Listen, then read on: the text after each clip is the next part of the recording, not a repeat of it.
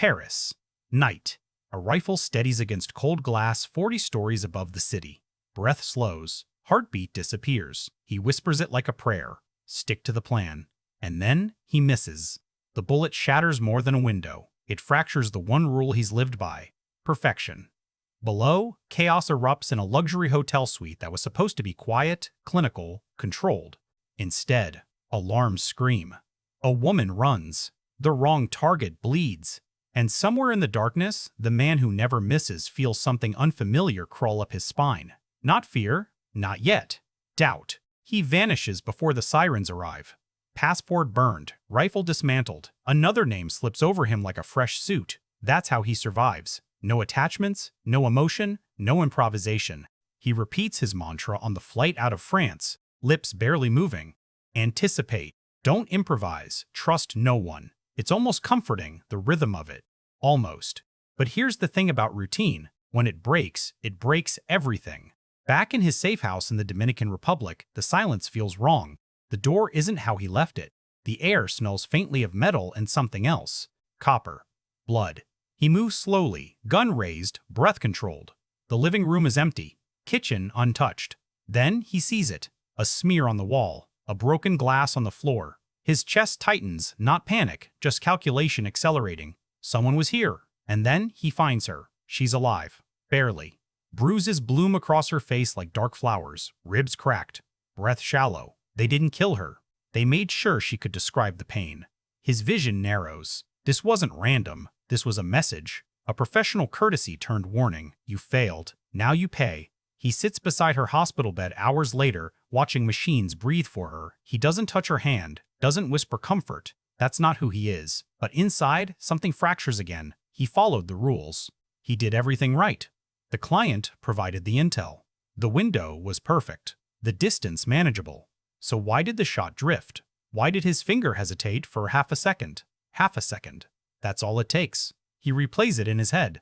The target stepping into view. The curtain shifting. A flicker of hesitation he refuses to name. Fatigue? Conscience? No. He doesn't believe in those luxuries. He believes in process. And process says if something went wrong, someone is responsible. So he starts with the lawyer. New York. A different face. A different walk. He blends into airports and lobbies like background noise. The lawyer lives in a glass tower, confident in layers of security and distance from the blood his clients spill. But distance is an illusion. The killer proves that when he slips inside his office after hours, silence are already threaded. The lawyer doesn't beg at first. He calculates, offers money, protection, names. But when the gun presses against his chest, calculation melts into sweat. It wasn't personal, the lawyer insists. It was business. The killer listens. Always listens. Always listens. That's how you find the crack in someone's voice. 2 contractors. That's who the lawyer hired to clean up after the failed hit. 1 man. 1 woman. Efficient. Ruthless. Sent to send a message. Sent to hurt what little he allowed himself to keep. The killer pulls the trigger without raising his voice. Clean. Efficient. He waits until the body stops moving. Then he searches the office, memorizing addresses, routines, patterns.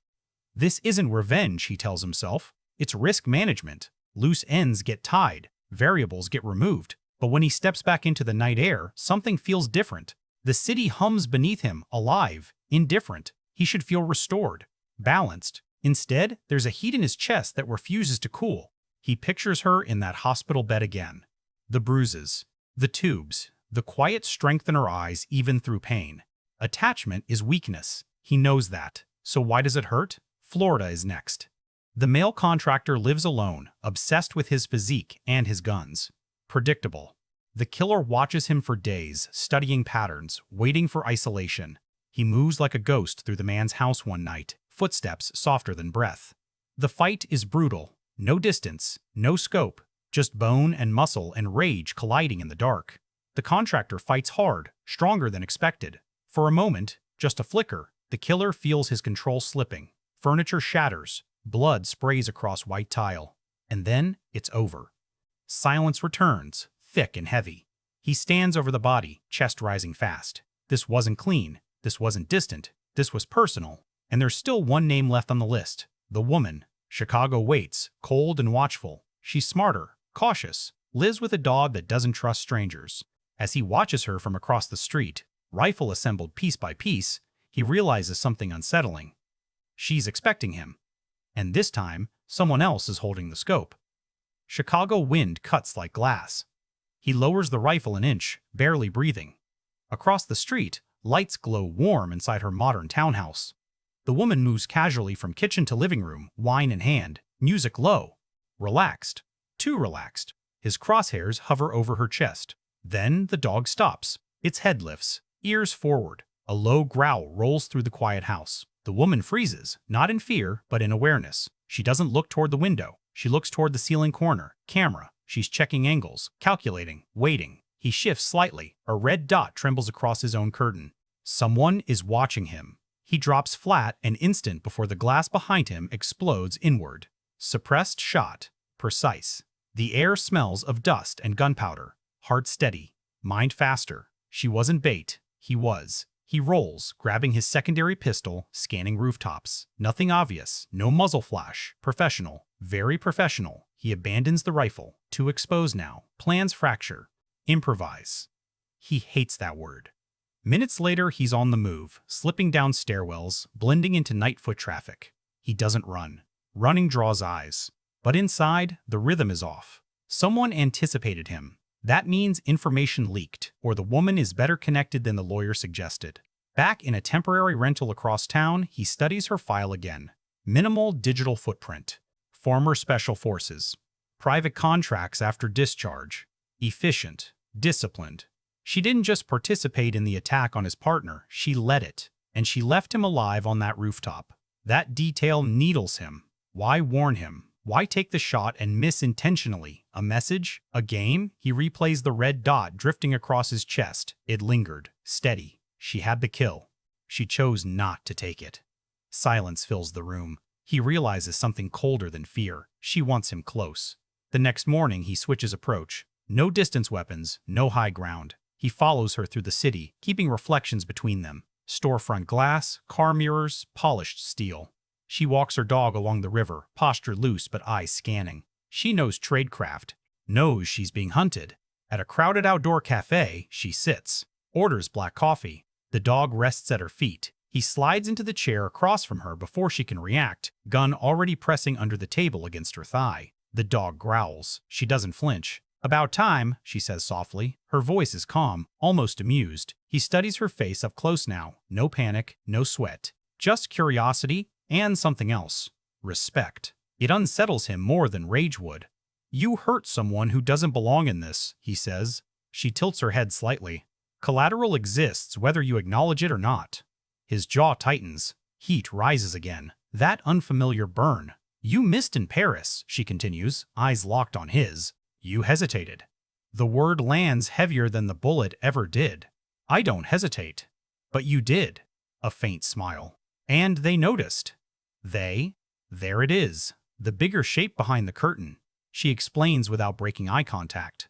The client wasn't just removing a target. It was a loyalty test. A demonstration. The real objective wasn't the man in the hotel suite. It was him. Measure his reliability. Measure his detachment. And when he failed, when he showed imperfection, they decided to retire the asset. His pulse slows instead of quickening. Everything aligns now. The lawyer, the cleanup crew, the warning shot.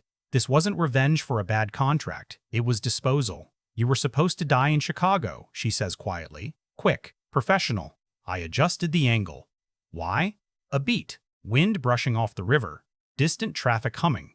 Because I wanted to see if you'd come for me. The honesty disarms him more than a lie would. She's studying him the same way he studies targets, looking for fracture lines, for weakness, for proof of humanity. "I don't care about you," he says, but even as he says it, he knows it's incomplete.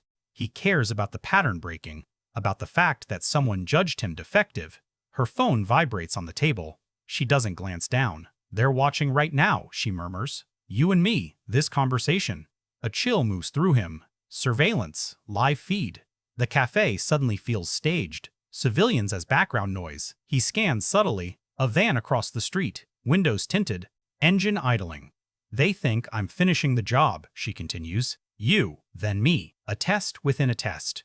The organization doesn't tolerate flawed tools. He could pull the trigger now. End her. Escape before the van mobilizes. Simple. Except nothing is simple anymore. For the first time in years, he faces a decision not outlined by protocol. Kill the woman who spared him, or trust the enemy who claims they share one. Under the table, his finger tightens slightly on the trigger. Above it, she smiles faintly and whispers, "Choose carefully." The van door slides open. Not fast, not dramatic, just enough to signal movement. He sees the glint of a lens adjusting behind tinted glass. Someone inside is deciding whether to intervene. His finger eases off the trigger beneath the cafe table. "Stand up," he says calmly. She does. No hesitation. The dog rises with her, leash loose in her hand. To anyone watching, they look like two professionals concluding a quiet business meeting. They walk side by side toward the river path. "Slow," she murmurs. They expect tension. They pass joggers, cyclists, a man arguing into his phone. Normal life. That's what makes it surreal. Somewhere behind them, eyes track every step. "You have 30 seconds, he says. "They're restructuring," she replies. "New leadership. Younger. Aggressive. They think veterans like us are liabilities. Too independent. Too thoughtful." He doesn't like that word. "In Paris," she continues, "you had a clean shot. But you saw something." A flash in his memory. The target stepping aside. A child reflected faintly in the glass behind him. Wrong room. Wrong intel. The briefest recalculation. That half-second, "They wanted you to take it anyway," she says. "Proof you follow orders over instinct." Silence. He had told himself it was wind, fatigue, physics, anything but conscience. "They sent me to eliminate you," she adds. "But once I reviewed the footage, I hesitated too." They reach the river railing. Water churns below, dark and endless. The van idles closer down the street. "They're cleaning house," she says. Anyone who questions commands disappears. "And you?" he asks, a faint shrug. "I like clarity, not chaos disguised as discipline." He watches her profile. Steady, controlled, but her pulse flickers at her throat. She's taking a risk standing here. The van engine revs. Decision time. He moves first, grabs her arm and pulls her sharply toward the river steps. Shouts erupt behind them. Doors slam. Footsteps pound pavement. They run. Gunfire cracks, sharp and suppressed. Concrete chips near his shoulder. The dog bolts ahead, leash snapping free. Civilians scream, scattering. The world fractures into motion and noise. He pushes her down the steps toward a lower walkway beneath the bridge. Cold air rushes up from the water. More shots. One grazes his sleeve. Heat flares across his arm. They dive behind a concrete pillar. "3 shooters," he mutters after a quick glance. 2 advancing. 1 covering. She nods, already drawing her own weapon. On 3. He almost laughs. Trust built in seconds. Insanity. 1, 2. They break opposite directions. He fires twice. Precise. The covering shooter drops behind the van. She moves fluidly along the railing, returning fire with controlled bursts. One of the advancing men falls hard, skidding across wet stone. The third closes distance fast. Too fast. He's younger, strong, driven, eyes empty of hesitation. They collide near the water's edge, weapons knocked aside, fists, elbows, bone against bone. The young operative fights with something reckless, like he believes in the mission. The killer absorbs a punch to the jaw, tastes blood, feels the old rhythm slipping again. Focus. He traps the man's arm, pivots, drives him into the railing. The river roars below them. The younger man spits in his face. "You're obsolete," he hisses. For a split second, doubt flickers again. Obsolete. The operative lunges. The killer shifts weight and sends him over the edge. A splash. Then nothing. Breathing hard, he looks up. The van is gone. Tires screeching in retreat. The message delivered. They stand there in the aftermath, sirens wailing faintly in the distance. She retrieves her dog, whispering something soft to calm it. He watches her, how she steadies the leash, how her hand trembles only after the danger passes. "They won't stop," she says quietly. "I know." He feels it now, the shape of the larger machine turning against them. This isn't about one failed mission anymore. It's systemic, structural. "They'll escalate," she adds. "Freeze accounts, flag identities, burn every safe house." He nods once. Then he makes the choice fully. "We go to the source," he says. "New leadership." Her eyes narrow slightly, measuring him. "That's suicide. Only if we play by their rules." A pause. Wind whipping off the river. Sirens growing louder. "You don't trust me," she says. "No," he replies evenly. "But I trust the pattern." And the pattern says, predators don't retire quietly. They disappear into the maze of lower tunnels beneath Chicago before police flood the scene. 2 hunters now hunted. 2 professionals who just crossed a line you can't uncross. As they move through shadow and dripping concrete, she finally asks the question neither wanted to voice. If we reach them, what then? He doesn't answer immediately. Because for the first time in years, the plan isn't clear. And somewhere above them, in a room filled with screens, someone is already preparing the next test. Screens glow in a dark room somewhere far from Chicago. A dozen camera feeds. A dozen blinking dots. And in the center, 2 marked in red him and her moving through the lower tunnels like insects under glass. The new director watches without expression. "You hesitated," a voice says behind him. "I adapted," the director replies calmly. "Send the message." Back underground, damp air clings to their skin. Water drips in uneven rhythm from rusted pipes. Footsteps echo too loudly no matter how careful they move. He hates tunnels. Limited exits. Predictable routes. She walks beside him, reloading with steady hands. They'll triangulate phones within minutes. "I dumped mine." "So did I." "A beat." "Doesn't matter." He stops. Silence. Not the natural kind, the engineered kind. A faint metallic click hums through the corridor ahead. His stomach tightens. Back. Too late. Steel doors slam down at both ends of the tunnel. The sound booms like a coffin ceiling. Red emergency lights flare to life, washing everything in blood-colored glow. Gas hisses from vents above. She covers her mouth instantly, firing at a control panel near the door. Sparks burst. No effect. "They're not trying to shoot us," she coughs. "They're testing." His lungs burn. Vision blurs at the edges. He calculates airflow, timing, structural weak points. There, a maintenance hatch halfway up the wall, he boosts her without speaking. She climbs, fingers slipping on condensation, forcing the grate loose with the butt of her gun. He follows, muscles screaming as dizziness creeps in. They crawl through tight ventilation shafts, while the gas thickens below. Inside the metal duct, sound distorts. Every breath echoes. Every movement clangs. His head swims. He forces focus. Stay conscious. Stay sharp. Up ahead, she slows. Voices. Muffled but clear enough. Phase 2 authorized. If they survive this, escalate to direct termination. They're adapting faster than projected. Projected. He feels it then. The shift. This isn't retaliation for Paris. It isn't damage control. It's research. They're being studied. She glances back at him in the narrow shaft, eyes wide now, not with fear but realization. "We're prototypes," she whispers. "Disposable assets tested under stress. Measured.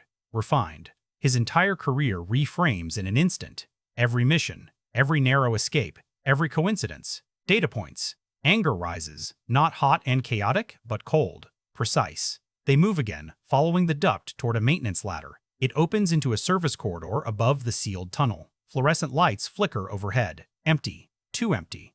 He drops first, scanning corners. Clear. They move quickly, navigating by memory and instinct until they reach an exit door leading to an industrial alley. Fresh air hits his lungs like fire and relief. For a moment, they stand there, breathing hard. "You see it now," she says quietly. He nods once. "They don't want obedience," she continues. "They want evolution. Pressure makes better weapons. And if the weapon breaks, they study the fracture." A black SUV turns slowly into the alley.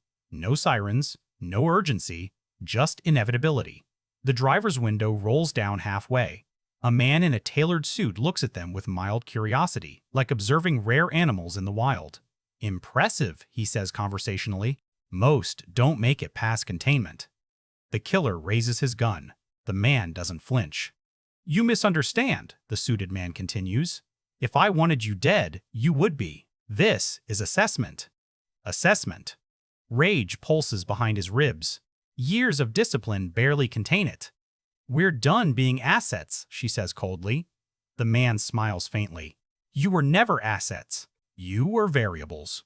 A second SUV turns into the alley behind them. Trapped. Again. But this time, the killer feels something different inside his chest. Not doubt. Clarity. He lowers his weapon slightly, not surrendering, but recalibrating. "You're afraid," he says evenly. The suited man tilts his head. Of what? Of what happens when the variables stop following the experiment? For the first time, a flicker crosses the man's expression. Tiny, but real. And then the alley lights flicker out. Darkness swallows everything. Gunshots erupt. And someone screams. Darkness swallows the alley whole. Muzzle flashes strobe like lightning, brief, violent glimpses of chaos. He moves on instinct, dropping low and rolling behind a dumpster as bullets chew into brick. The woman vanishes into shadow to his left. The suited man dives behind his SUV, shouting orders that fracture into static and panic. This wasn't part of their choreography. Good. He fires toward the second vehicle's headlights, shattering one. The alley tilts into uneven light. A body drops near the rear tire. Not hers, not his. Someone else entered the board. Third party.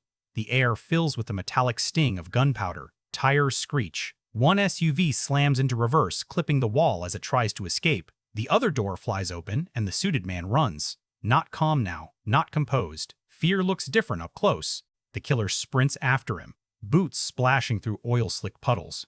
The woman appears at his side without a word, covering angles. They move like they've done this for years. No hesitation, no doubt. The suited man crashes through a side door into a warehouse. Motion lights flicker on overhead, revealing rows of shipping crates stacked like a maze. He darts between them. He's heading for an exit on the east wall, she whispers, reading the layout in seconds. They split without discussing it. He cuts left, weaving through narrow aisles, listening to the man's breath echo ahead, ragged now. Desperate. The polished executive mask gone. A gunshot cracks, wood splinters near his head. The suited man fires wildly, retreating. "You don't understand," the man shouts. "This program is bigger than you." He rounds a crate and slams the man into it, gun ripping from his hand. They crash to the concrete floor. The man fights. But he's not built for this. Not like them. The killer pins him, forearm pressing into his throat. "Who's above you?" he asks, voice steady. The woman steps in, aiming her weapon toward the warehouse entrance in case reinforcements arrive.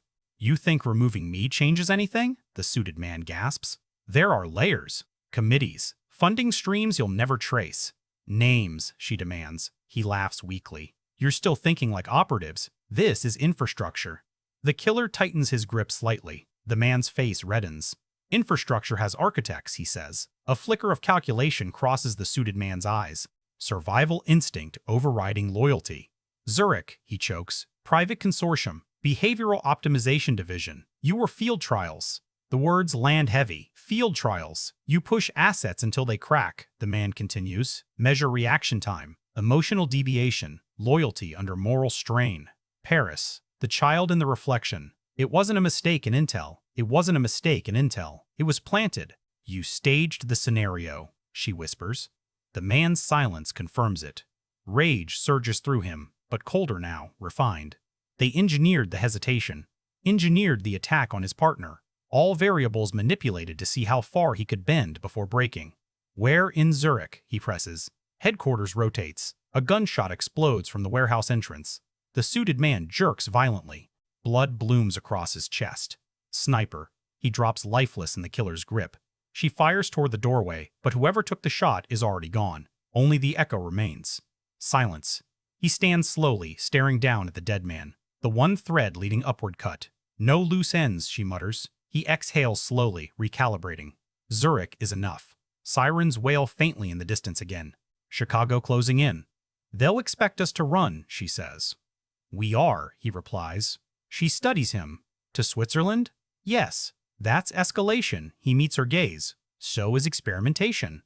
For the first time, something almost like a smile touches her lips. Not warmth. Recognition.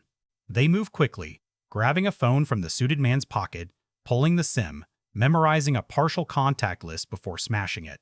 Time is short. As they slip out a rear-loading door into the cold night, he feels the shift fully now. He isn't reacting anymore, he's hunting. But Zurich isn't just a city. It's neutral ground for people who believe they're untouchable. Bankers. Strategists. Architects of invisible wars. And if the consortium truly controls the program, then they already know he's coming. Zurich greets them with silence. Clean streets. Polished glass. Money that doesn't make noise when it moves. Snow falls in thin, deliberate flakes as if even the weather follows protocol. They don't speak on the train from the airport. Reflections in the window show two people who no longer look like assets. They look hunted. And hunting. "They'll expect direct assault," she says quietly. "That's what they trained us to do." He nods. "So we don't." The partial contact list they salvaged leads to a shell corporation nested inside 3 others. Behavioral Optimization Division. Offices registered near Bahnhofstrasse. Respectable. Invisible. By night, they watch the building from across the river. Minimal guards. Discreet security. No obvious perimeter. Too easy. Layered internally, she murmurs. Psychological barriers. Biometric locks. Fail-safes. And observers, he adds. He feels it again, that sensation of being measured. They enter separately the next morning. He as a financial consultant. She as a systems auditor. Forged credentials slide through reception without friction. Polite smiles. Controlled air. The lobby smells faintly of citrus and expensive restraint. Elevators hum upward. Inside, mirrored walls reflect his face back at him. Calm. Empty. But beneath that surface, something has shifted. The mantra he lived by, stick to the plan, feels hollow now. The plan was never his. The doors open on the executive floor. Minimalist design. Frosted glass offices. Soft carpeting that swallows footsteps. At the end of the corridor, a conference room with walls transparent from the inside out. He sees them before they see him. 6 people seated around a long table. Screens displaying footage. Chicago Tunnel. The alley. The warehouse. Live analysis. One of them looks up. An older woman with silver hair pulled tight. Her gaze sharp. Clinical. She presses a button. The hallway doors behind him lock. Of course. She steps out into the corridor, composed. No guards, no visible weapons. Congratulations, she says smoothly. You exceeded projected adaptability thresholds. He doesn't raise his gun. Not yet. You engineered Paris, he says flatly. We engineered growth, she corrects. Your hesitation was the most valuable data point in years. The woman appears at his side from the opposite end of the corridor, weapon drawn but lowered. The executives inside the glass room don't move. They watch. Always watching. You tortured her, he says, voice steady but colder than the Swiss air outside. A stress catalyst, the silver-haired woman replies. Attachment reveals structural weakness. Rage surges, but controlled, refined. You miscalculated, she adds, studying them both. Instead of breaking, you bonded. Bonded. The word hangs heavy. We're not your property, his partner says. You were never property, the woman replies. You were evolution. A subtle click echoes through the ceiling. He hears it. So does she. Gas again? No, he smells nothing. Then his earpiece, one he didn't know he was wearing, activates with a faint buzz. Implant. His hand flies instinctively to his neck. Microdevice. Monitoring vitals. Neurochemical spikes. They've been collecting more than footage. The silver-haired woman smiles faintly. You truly believed you operated independently? The floor beneath them hums. Magnetic locks engage on every exit. You are the culmination of 15 years of iterative refinement, she continues calmly. Your instincts, your reactions, even this rebellion, predicted. For a split second, doubt claws at him again. Predicted. Is this another test? He looks at her. The woman who chose not to kill him on the rooftop. The one who ran through gunfire at his side. Was that engineered too? She meets his gaze. No words, but something human passes between them. Something no algorithm could simulate. Choice. He raises his weapon. The executives inside the glass room don't panic. The silver-haired woman tilts her head slightly. If you fire, your implants trigger cardiac arrest. Silence. His pulse pounds in his ears. A bluff? Or another layer? He calculates odds.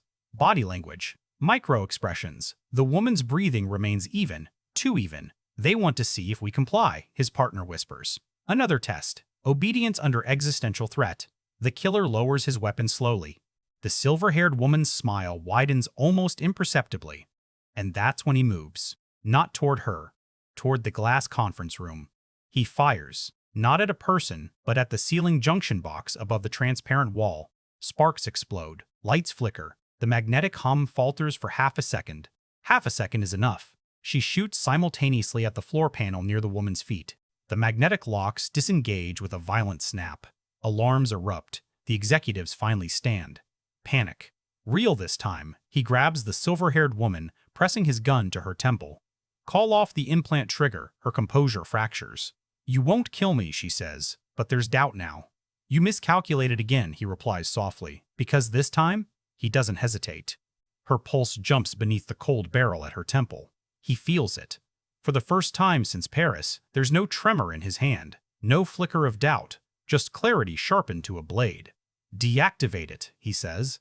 Inside the shattered glass conference room, executives scramble for concealed exits that no longer respond. The alarms distort into a rising mechanical scream.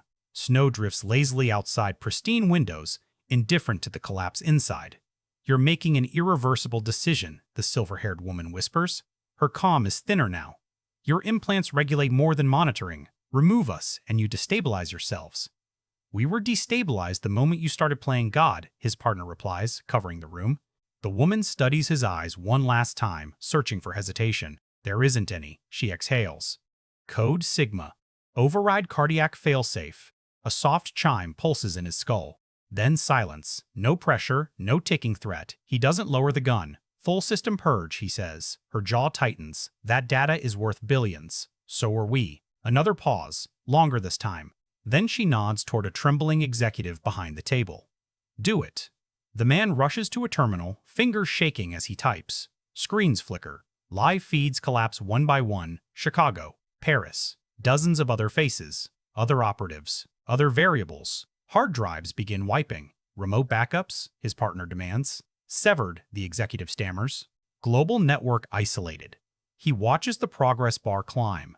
42%, 67%, 89%. Years of manipulation dissolving in seconds. At 100%, the monitors go black. Silence fills the room, thick and final. He releases the silver-haired woman and steps back. She straightens her jacket slowly, dignity stitched back into place with effort.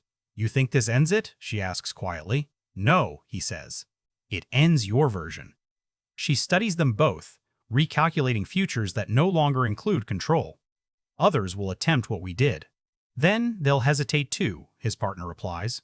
They move toward the stairwell instead of the elevators. No rush, no running, just two operatives walking out of a machine that believed it owned them. Halfway down, he pauses. Something presses at the edge of his mind. "What if she was right?" his partner asks softly, voicing it first. "About the implants." He considers it, feels his heartbeat, steady, natural. "If they embedded deeper failsafes," she continues, "we won't know until it happens," he finishes. A shared understanding passes between them. Uncertainty, real this time, not engineered. Outside, Zurich remains immaculate. Trams glide past. Bankers check watches. Snow settles over rooftops like nothing inside that building just fractured. They walk across a bridge spanning the Limmat River. The water moves freely beneath them, uncontained, unmeasured. "For years," she says quietly, "I thought discipline meant obedience." He looks ahead. "It means choice." Behind them, emergency vehicles begin converging on the building. Corporate scandal will follow. Investigations, financial collapses, power reshuffling. The program is gone, but the skills remain. The instincts, the capacity for violence refined beyond morality. "What now?" she asks. It's not a tactical question. It's human. He watches snow gather on the railing, delicate and temporary. For the first time in his life, there's no handler, no client, no test waiting in the dark. Just open space. "We disappear," he says finally. "No contracts, no masters. And if someone comes hunting?" A faint shift in his expression, not a smile. "Then they'll discover something the consortium never understood." She waits. He looks at her, not as an asset, not as a variable, as a choice. "We don't hesitate anymore." They walk off the bridge together, vanishing into the white quiet of the city, two former weapons no longer pointed by unseen hands. Somewhere far away, in another polished boardroom, a different executive will read about Zurich's collapse and consider rebuilding the experiment. But experiments require subjects. And these ones just walked away. David Fincher doesn't make movies about heroes. He makes movies about obsession. About men who think they're in control while the world quietly rearranges itself around their blind spots. With The Killer 2023, Fincher returns after a 3-year feature hiatus with something that looks, on the surface, like a stripped-down assassin thriller. But this isn't John Wick. It's colder, meaner, more clinical. And that's entirely the point. Based on the French graphic novel series by Alexis Matz, Nolant, and illustrated by Luc Jacquemont, The Killer reunites Fincher with screenwriter Andrew Kevin Walker, the same mind behind Sevenine. That collaboration alone signals intent. When Fincher and Walker work together, morality gets dissected under fluorescent light. The film stars Michael Fassbender as the unnamed assassin, with Tilda Swinton, Charles Parnell, Arliss Howard and Sophie Charlotte rounding out the cast. It premiered at the Venice Film Festival in September 2023 before receiving a limited theatrical release and then landing on Netflix in November. Sleek rollout. Prestige positioning. Calculated, just like its protagonist. Fincher's career has always orbited systems and the people trapped inside them. Zodiac explored procedural obsession. The Social Network examined ambition in the digital age. Gone Girl turned marriage into psychological warfare. Even Mindhunter, his Netflix series, obsessed over behavioral patterns and ritual. So when he gravitates toward a story about a contract killer who lives by rigid rules, stick to the plan, forbid empathy. It feels less like a genre pivot and more like a thematic continuation. The assassin isn't glamorous here. He's a process. And Fincher loves process. He has spent decades perfecting a hyper-controlled filmmaking style, multiple takes, digital precision, meticulous blocking. Actors often joke about the exhaustion of doing 30, 40, even 70 takes under his direction. Why? Because control matters. Because rhythm matters. That same obsession bleeds into the killer's DNA. The film opens with Fassbender's character waiting in a WeWork-like Paris office, narrating his philosophy over extended stillness. Time stretches. We wait with him. You feel the discipline, or at least the illusion of it. The illusion, that's the hook. Fincher reportedly had this project in development for years, originally at Paramount before it ultimately found a home at Netflix, where he signed a multi-year deal. That migration matters. Netflix has become a haven for directors who want creative autonomy without box office pressure. Fincher used that freedom to make something deliberately anti-commercial in pacing. Long stretches of silence. Internal monologue that borders on parody. A hitman who listens to the Smiths on repeat while preparing for murder. It's funny. Dryly, almost invisibly funny. Here's what makes this fascinating. Fincher doesn't romanticize the assassin myth. He dismantles it. Fassbender's killer repeats mantras about being one of the few, about evolution, about predators and prey. He sees himself as elite. But the film quietly undercuts him at every turn. His opening shot? A failure. One mistake spirals into a chain reaction that exposes how fragile his system really is. For a director obsessed with precision, telling a story about the collapse of precision feels intentional, almost self-reflexive. And visually, you can feel Fincher returning to his comfort zone. Shot by cinematographer Eric Messerschmidt, who previously worked with Fincher on Mank, the film carries that signature digital sharpness. Clean lines, controlled lighting, shadows that feel engineered rather than discovered. Fincher was one of the early champions of digital cinematography, and here he leans into its surgical clarity. Every space feels observed. Nothing handheld, nothing chaotic without purpose. Thematically, the killer fits snugly into Fincher's gallery of isolated men. Think of the unnamed narrator in Fight Club. Mark Zuckerberg coding in dim rooms.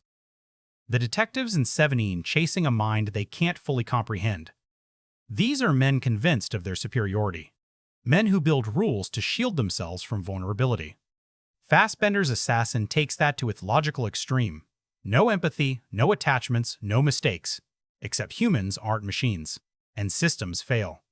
There's also something telling about Fincher choosing this project at this stage of his career. He's no longer the provocateur of the late 90s. He's an established master, working with streaming giants, commanding respect. And instead of making something grand and sweeping, he delivers a lean, almost minimalist thriller that feels like a meditation on routine. It's as if he's asking, what happens when discipline becomes delusion? The production company backing? Plan B? Entertainment alongside Netflix signals prestige, but the film itself resists grandeur. No bombastic action set pieces, no sentimental backstory montages, just method, repetition, observation. Fincher has described his attraction to characters who believe they're the smartest person in the room. That belief becomes dramatic tension, because the audience is invited to test it. And here's the deeper irony. Fincher, a director known for absolute control, crafts a story about a man whose control is revealed as fragile performance. That tension between persona and reality becomes the engine of the film. It's not about killing, it's about self-mythology.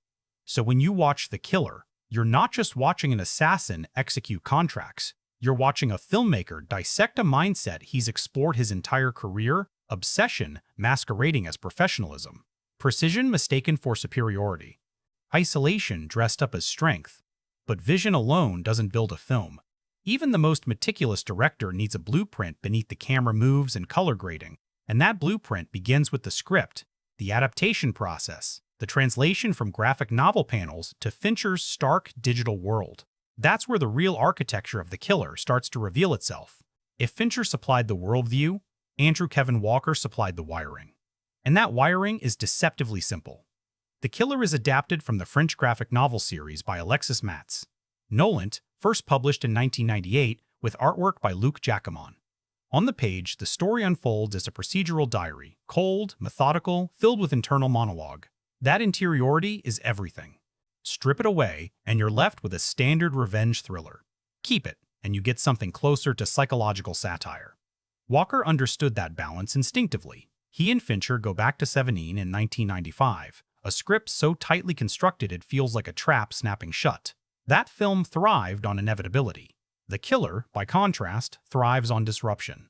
The structure is clean, job goes wrong, consequences ripple, protagonist retaliates, but the rhythm refuses conventional escalation. Instead of building toward explosive set pieces, the script lingers in preparation. Stakeouts, travel logistics, Amazon orders for burner phones and fake identities. It's granular to the point of absurdity, and that's the joke. Quietly, the film opens with an extended Paris sequence that runs nearly 20 minutes before the inciting incident lands. Fassbender's assassin narrates his philosophy in clipped, almost corporate language. Anticipate. Don't improvise. He talks about being one of the few, about evolution, about discipline. The structure mirrors his mindset: repetition, mantra, routine. Walker doesn't rush to plot. He lets you sit inside process. The screenplay weaponizes patience. Then the mistake happens. One missed shot.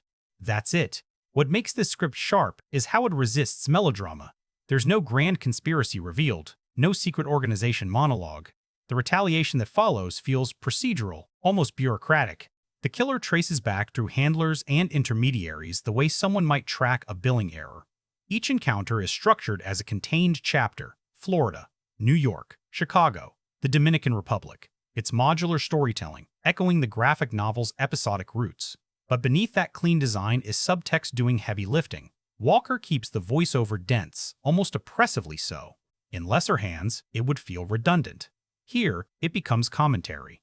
The assassin tells us he has no empathy. Then, we watch him hesitate. He claims he's detached from consequences, yet the entire narrative is fueled by personal retaliation after someone he cares about is harmed. The screenplay constantly places words and actions in tension. That friction is the real drama. Think about how unusual that is for a modern thriller. Most contemporary action scripts externalize conflict. Big stakes, global danger, ticking clocks. The Killer shrinks the scale.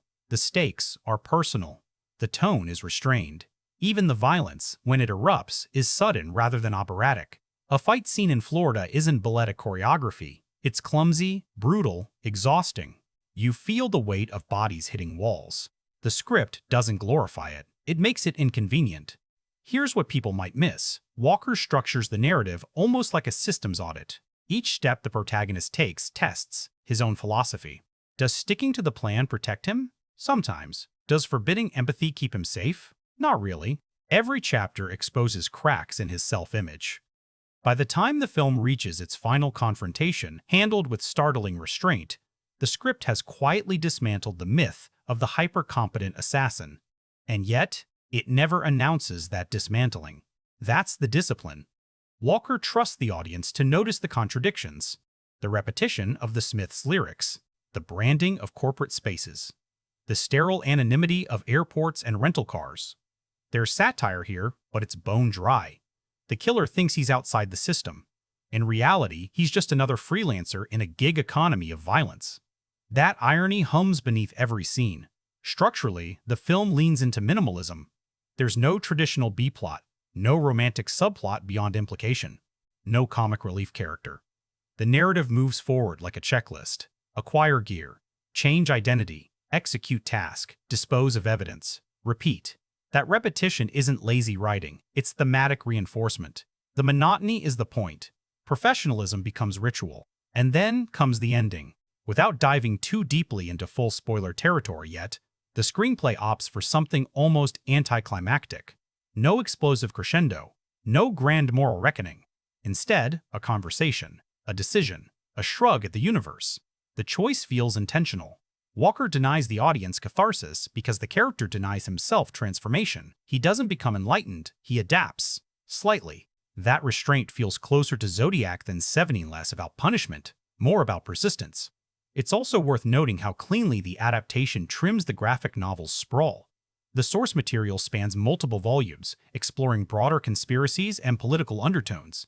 The film condenses that into a focused character study. That decision keeps the runtime tight, just under 2 hours, and the thematic throughline sharp. No mythology overload, just mindset under pressure. Here's the fascinating contradiction. On paper, the killer reads like genre comfort food. Hitman. Botched job. Revenge. But Walker's script refuses indulgence. It denies swagger. It undercuts bravado. The voiceover almost borders on self-parody at times, as if daring the audience to question the protagonist's self-importance. That tonal tightrope, serious yet sly, is incredibly hard to maintain. Fincher directs with surgical calm. Walker writes with surgical irony. Together, they create a thriller that feels like it's analyzing itself in real time. But words on a page only get you so far. An assassin defined by routine and restraint lives or dies by the face delivering those monologues. Casting this role required someone who could project icy control while letting microscopic cracks slip through. And that brings us to the choices behind the camera table. The actors who almost stepped into this world, and the one who ultimately made it his own. Casting an assassin who barely emotes is harder than casting one who chews scenery. You need presence without theatrics, intelligence without warmth, control that feels practiced, not effortless. Michael Fassbender was that choice, and in hindsight, it feels inevitable. Fassbender had already built a career on playing men who believe they're the smartest person in the room. Think of his icy android David in Prometheus, his volatile magnetism in Steve Jobs. Even Shame, a portrait of compulsion masquerading as control. He understands repression. He understands the psychology of someone narrating their own superiority. That made him ideal for Fincher's unnamed killer, a character defined less by dialogue exchanges and more by internal monologue. What makes this casting sharp is timing. Fassbender had stepped away from acting for a stretch, focusing on professional auto racing. That absence matters. There's something about returning to the screen in a role built around discipline and ritual that feels almost meta. Racing requires precision, focus, repetition. So does assassination, at least in this character's mind. Fincher didn't just cast an actor, he cast someone who understands obsession through lived experience. And then there's the physicality. Fassbender plays the role lean, economical, minimal gestures, shoulders relaxed but alert. His face rarely moves beyond micro-expressions. Watch closely and you'll see the work. A tightening of the jaw, a fractional delay before eye contact, the faintest shift when something disrupts his plan. This isn't performance as fireworks, it's performance as calibration. Fincher, known for demanding dozens of takes, found in Fassbender an actor willing to sand down every excess impulse. But here's where casting becomes even more interesting. The supporting players are chosen to puncture that stillness. Tilda Swinton appears in a late film sequence that feels like a masterclass in contrast. Where Fassbender is controlled, Swinton is conversational, curious, almost amused. Her character, another seasoned professional, mirrors him but with subtle divergence. She speaks more freely, drinks calmly, accepts risk with a different philosophy. Their scene together crackles not because of action, but because of worldview collision. Two predators sizing each other up. Different codes, same trade. Charles Parnell, as the intermediary lawyer, brings corporate smoothness. He doesn't look like a criminal mastermind, he looks like someone who negotiates mergers. That's deliberate. Fincher and casting director LaRae Mayfield lean into normalcy. These aren't comic book villains, they're executives, consultants, middle managers of violence. Arliss Howard, playing the wealthy client, radiates entitlement wrapped in civility. The casting reinforces the film's subtext. This isn't chaos, it's business. Sophie Charlotte, as the woman in the Dominican Republic whose assault sets the revenge arc in motion, has limited screen time but crucial presence. Her role isn't designed as a damsel trope, she grounds the assassin in something human. Fassbender's performance shifts subtly around her, voice softer, posture less rigid. Those tiny adjustments matter. They contradict his narration about detachment. Casting someone who could convey intimacy without melodrama was essential. Here's a fascinating layer. No character in this film is given a traditional arc through grand speeches. The casting had to carry nuance and silence. Fincher favors actors who can hold stillness without going dead behind the eyes. That's a rare skill. It's why you see recurring collaborators in his filmography. Rooney Mara, Brad Pitt, Jesse Eisenberg. He values internal processing over expressive release. There's also the matter of anonymity. Fassbender's character has no name. That choice strips identity down to function.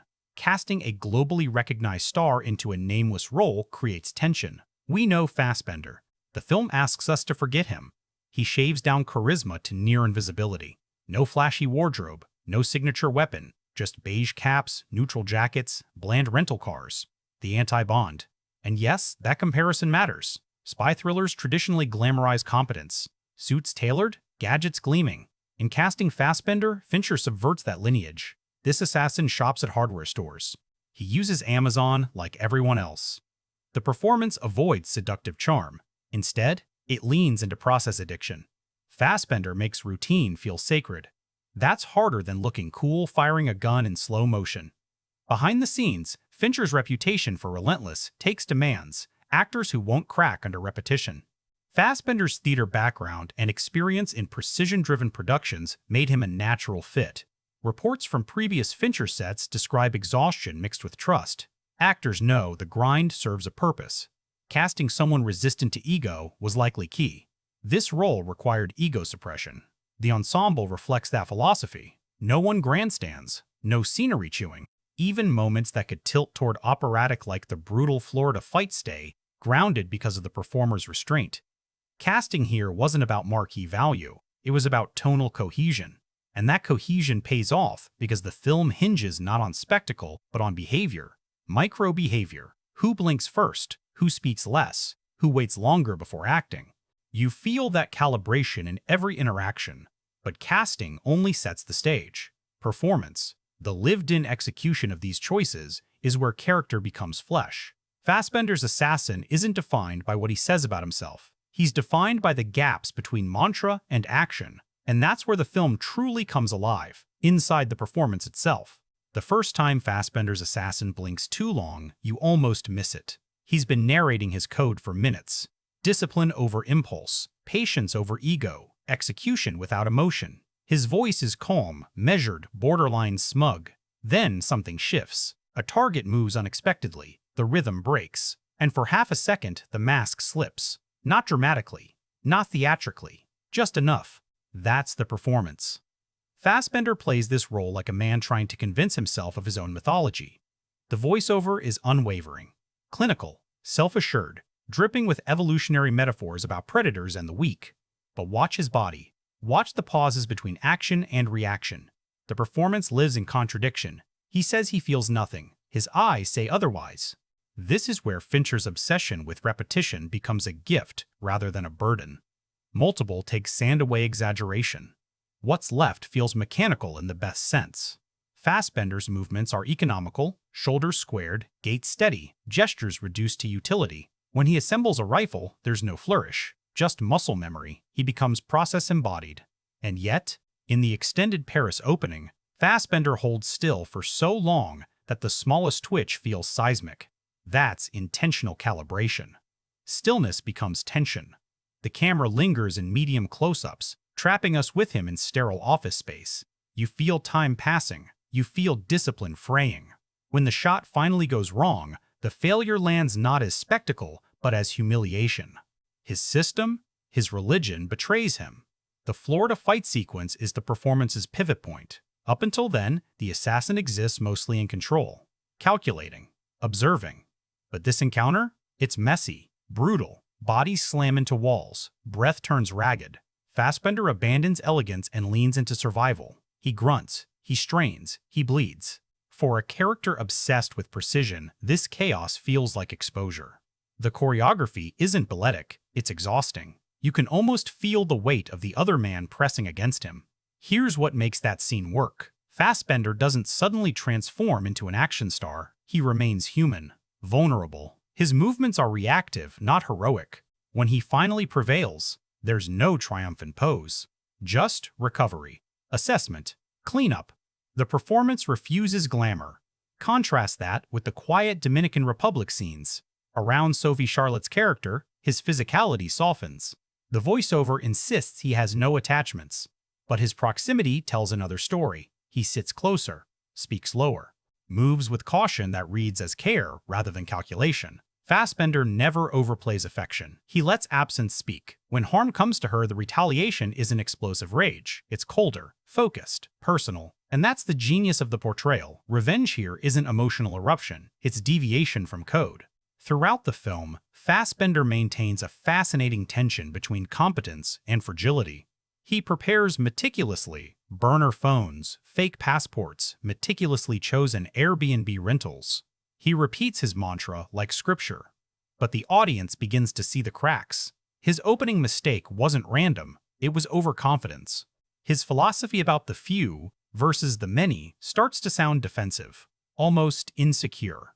The voiceover performance deserves its own spotlight. Fassbender delivers it with monotone precision bordering on satire. There's a dry humor buried in the cadence, especially when he repeats instructions like, "Stick to the plan," immediately before improvising. The irony isn't broad, it's razor-thin. His delivery walks that line without tipping into parody. That's incredibly difficult. Lean too far one way and the film becomes a comedy. Lean too far the other and it becomes self-serious. Fassbender finds equilibrium. His scene opposite Tilda Swinton might be the film's acting summit. Two professionals, two codes. Fassbender listens more than he speaks. His eyes calculate while she talks casually about risk and legacy. The tension isn't in raised voices, it's in stillness, in the way he absorbs information before deciding. When violence finally intrudes, it feels like punctuation rather than climax. There's also something fascinating about how Fassbender handles anonymity. No name, no backstory exposition, no childhood trauma flashbacks. He builds character through ritual. The way he folds clothes, the way he checks sightlines, the way he blends into airport terminals with deliberate blandness. Anti-charisma as strategy. He erases star presence until what remains is function. Compare this to Fassbender's Steve Jobs performance. Rapid-fire dialogue, theatrical intensity, sharp edges. Or Macbeth, where he burns with ambition. Here, he contracts, compresses. It's a study in subtraction. That kind of restraint can feel cold to some viewers. For others, it's hypnotic. It demands attention. Does the character evolve? Not conventionally. Fassbender resists redemptive beats. The ending suggests adaptation rather than transformation, a slight recalibration of worldview, nothing more. That subtlety might frustrate audiences expecting catharsis. But it aligns perfectly with the film's thesis: systems don't collapse overnight, they adjust. In many ways, Fassbender's performance mirrors Fincher's filmmaking philosophy: controlled, meticulous, unsentimental. Every blink measured, every breath intentional. It's not a performance begging for award speeches. It's one that lingers quietly, unsettling in its calm. But no performance exists in a vacuum. The supporting players shape the space around him, challenge his stillness, expose his contradictions. An assassin alone is a concept. An assassin in a world populated by equally disciplined or dangerously unpredictable figures. That's drama. And that ensemble, understated as it is, plays a crucial role in making this clinical thriller feel alive. An assassin this controlled could easily flatten everyone around him. That doesn't happen here. The supporting cast doesn't compete with Fassbender's stillness, they destabilize it. Take Tilda Swinton. She enters late, almost like a final exam for the protagonist's philosophy. Her character operates in the same profession, plays by similar rules, yet radiates a completely different energy. Where Fassbender is stripped down minimalism, Swinton brings conversational ease. She talks about survival with a kind of amused detachment, sipping a drink, reflecting on longevity in a violent profession as if discussing retirement plans. It's disarming. Watch their scene closely. Fassbender sits rigid, absorbing data. Swinton leans back, open posture, unhurried cadence. The power dynamic shifts moment by moment, not through raised voices, but through confidence and stillness. She doesn't seem threatened. That's what makes it electric.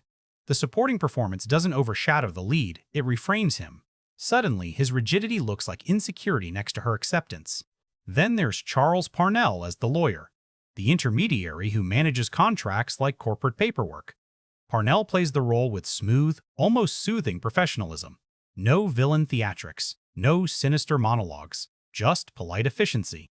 And that choice deepens the film's subtext. Violence here isn't chaos, it's administrative. Emails get sent, payments clear, problems get resolved.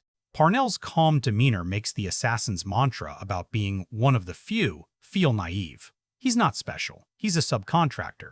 Arliss Howard's wealthy client embodies entitlement without cartoon villainy. He doesn't sneer, he rationalizes.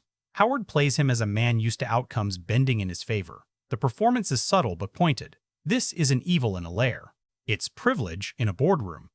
The ensemble collectively reinforces the idea that the assassin is part of a larger ecosystem, replaceable, commodified. Sophie Charlotte's role, though limited in screen time, provides emotional counterweight. She doesn't exist merely as motivation, she exists as contrast. Around her, Fassbender's character becomes less mechanical. His voice softens, his posture loosens. It's minimal, but noticeable. Charlotte plays the relationship with grounded normalcy. No melodramatic declarations, just lived-in intimacy. That normalcy makes the violence that follows feel invasive rather than operatic. And then there's the brute in Florida, played by Sala Baker, who serves as the film's most physically imposing presence. His character doesn't speak much. He doesn't need to. His bulk and aggression disrupt the assassin's carefully constructed order. That fight scene works because Baker doesn't feel like a stunt placeholder. He feels dangerous, unpredictable. The supporting performance injects raw physical threat into an otherwise cerebral narrative. Here's what stands out. No one in this ensemble overplays their hand. Fincher's direction favors restraint across the board. That cohesion matters. If even one performance tilted toward camp or melodrama, the film's tonal balance would fracture. Instead, each actor seems calibrated to the same frequency. Low-key, deliberate, unsettling. The chemistry across scenes isn't about warmth, it's about friction. Fassbender's assassin measures everyone. Who talks too much? Who hesitates? Who sweats? The supporting actors give him textures to react to. Swinton's composure, Parnell's polish, Howard's entitlement, Baker's brute force. Each interaction becomes a test of his code. What's fascinating is how the ensemble underscores the film's commentary on professionalism. Everyone believes they're competent. Everyone follows a system. Yet tiny human variables, ego, fear, complacency, slip through. The supporting cast doesn't exist to prop up the protagonist. They expose him. Even minor roles, airport clerks, taxi drivers, Airbnb hosts, are played with grounded realism. No caricatures, no exaggerated accents. Fincher's world feels populated by ordinary people brushing unknowingly against extraordinary violence. That realism heightens tension. The assassin blends in because everyone else feels real. And blending in is the key. This isn't an ensemble in the traditional sense of overlapping arcs and intertwined subplots. It's an ensemble of mirrors. Each supporting character reflects a different version of the assassin's philosophy back at him. Some confirm it, others quietly dismantle it. By the time the narrative reaches its restrained conclusion, you realize something subtle. The assassin hasn't been battling villains. He's been navigating professionals, colleagues, competitors. The world isn't stacked against him in some grand conspiracy. It's indifferent. That indifference lands harder because of how naturally the supporting cast inhabits it. Performance here operates like chamber music. No solos screaming for attention, just instruments weaving tension through proximity and pause. But performances, no matter how calibrated, need a physical world to exist in. An assassin defined by routine requires environments that feel lived in yet impersonal. Spaces that mirror his philosophy, clean, functional, disposable. And that's where the film's production design steps forward, quietly shaping every frame without announcing itself. The first thing you notice about the killer's production design isn't extravagance, it's absence. No neon-drenched assassin lairs, no gadget-filled bunkers, no opulent villain hideouts. Instead, rented apartments, corporate office spaces, storage units, airport lounges. IKEA-level minimalism. The world of this film feels aggressively functional, and that's exactly why it works. Production designer Donald Graham Burt, a longtime Fincher collaborator whose credits include Fight Club, Zodiac, and The Social Network, understands how to build environments that feel both real and psychologically loaded. His spaces aren't flashy, they're intentional. Every room in The Killer reflects the protagonist's mindset: clean lines, neutral palettes, nothing sentimental. These are places you pass through, not places you live. Look at the opening Paris sequence. The assassin waits in a near-empty WeWork-style office, framed by glass walls and modernist furniture. The space feels temporary, anonymous. It could belong to anyone. That's the point. Burt designs the environment to feel interchangeable, just like the killer's identities. Beige, gray, muted blue. No clutter, no personality. The production design visually enforces his philosophy: no attachments. Then the film shifts locations: Dominican Republic, New York, Florida, Chicago. And yet the aesthetic cohesion remains. Airbnb interiors with generic art, rental cars in neutral colors, hardware stores lit by fluorescent practicality. Even luxury homes feel sterile rather than indulgent. The wealthy client's house isn't Gothic excess, it's modern, curated, impersonal. Money without warmth. Here's what's fascinating. The design never screams for attention, but it constantly shapes tone. Fincher and Burt lean into a globalized sameness. Airports look like airports everywhere. Office parks could exist in any major city. The assassin prides himself on being unique, one of the few. Yet the world he moves through is homogenized. Corporate capitalism as backdrop to contract killing. Its subtle satire embedded in drywall and glass. Color palette plays a crucial role. The film avoids bold primaries.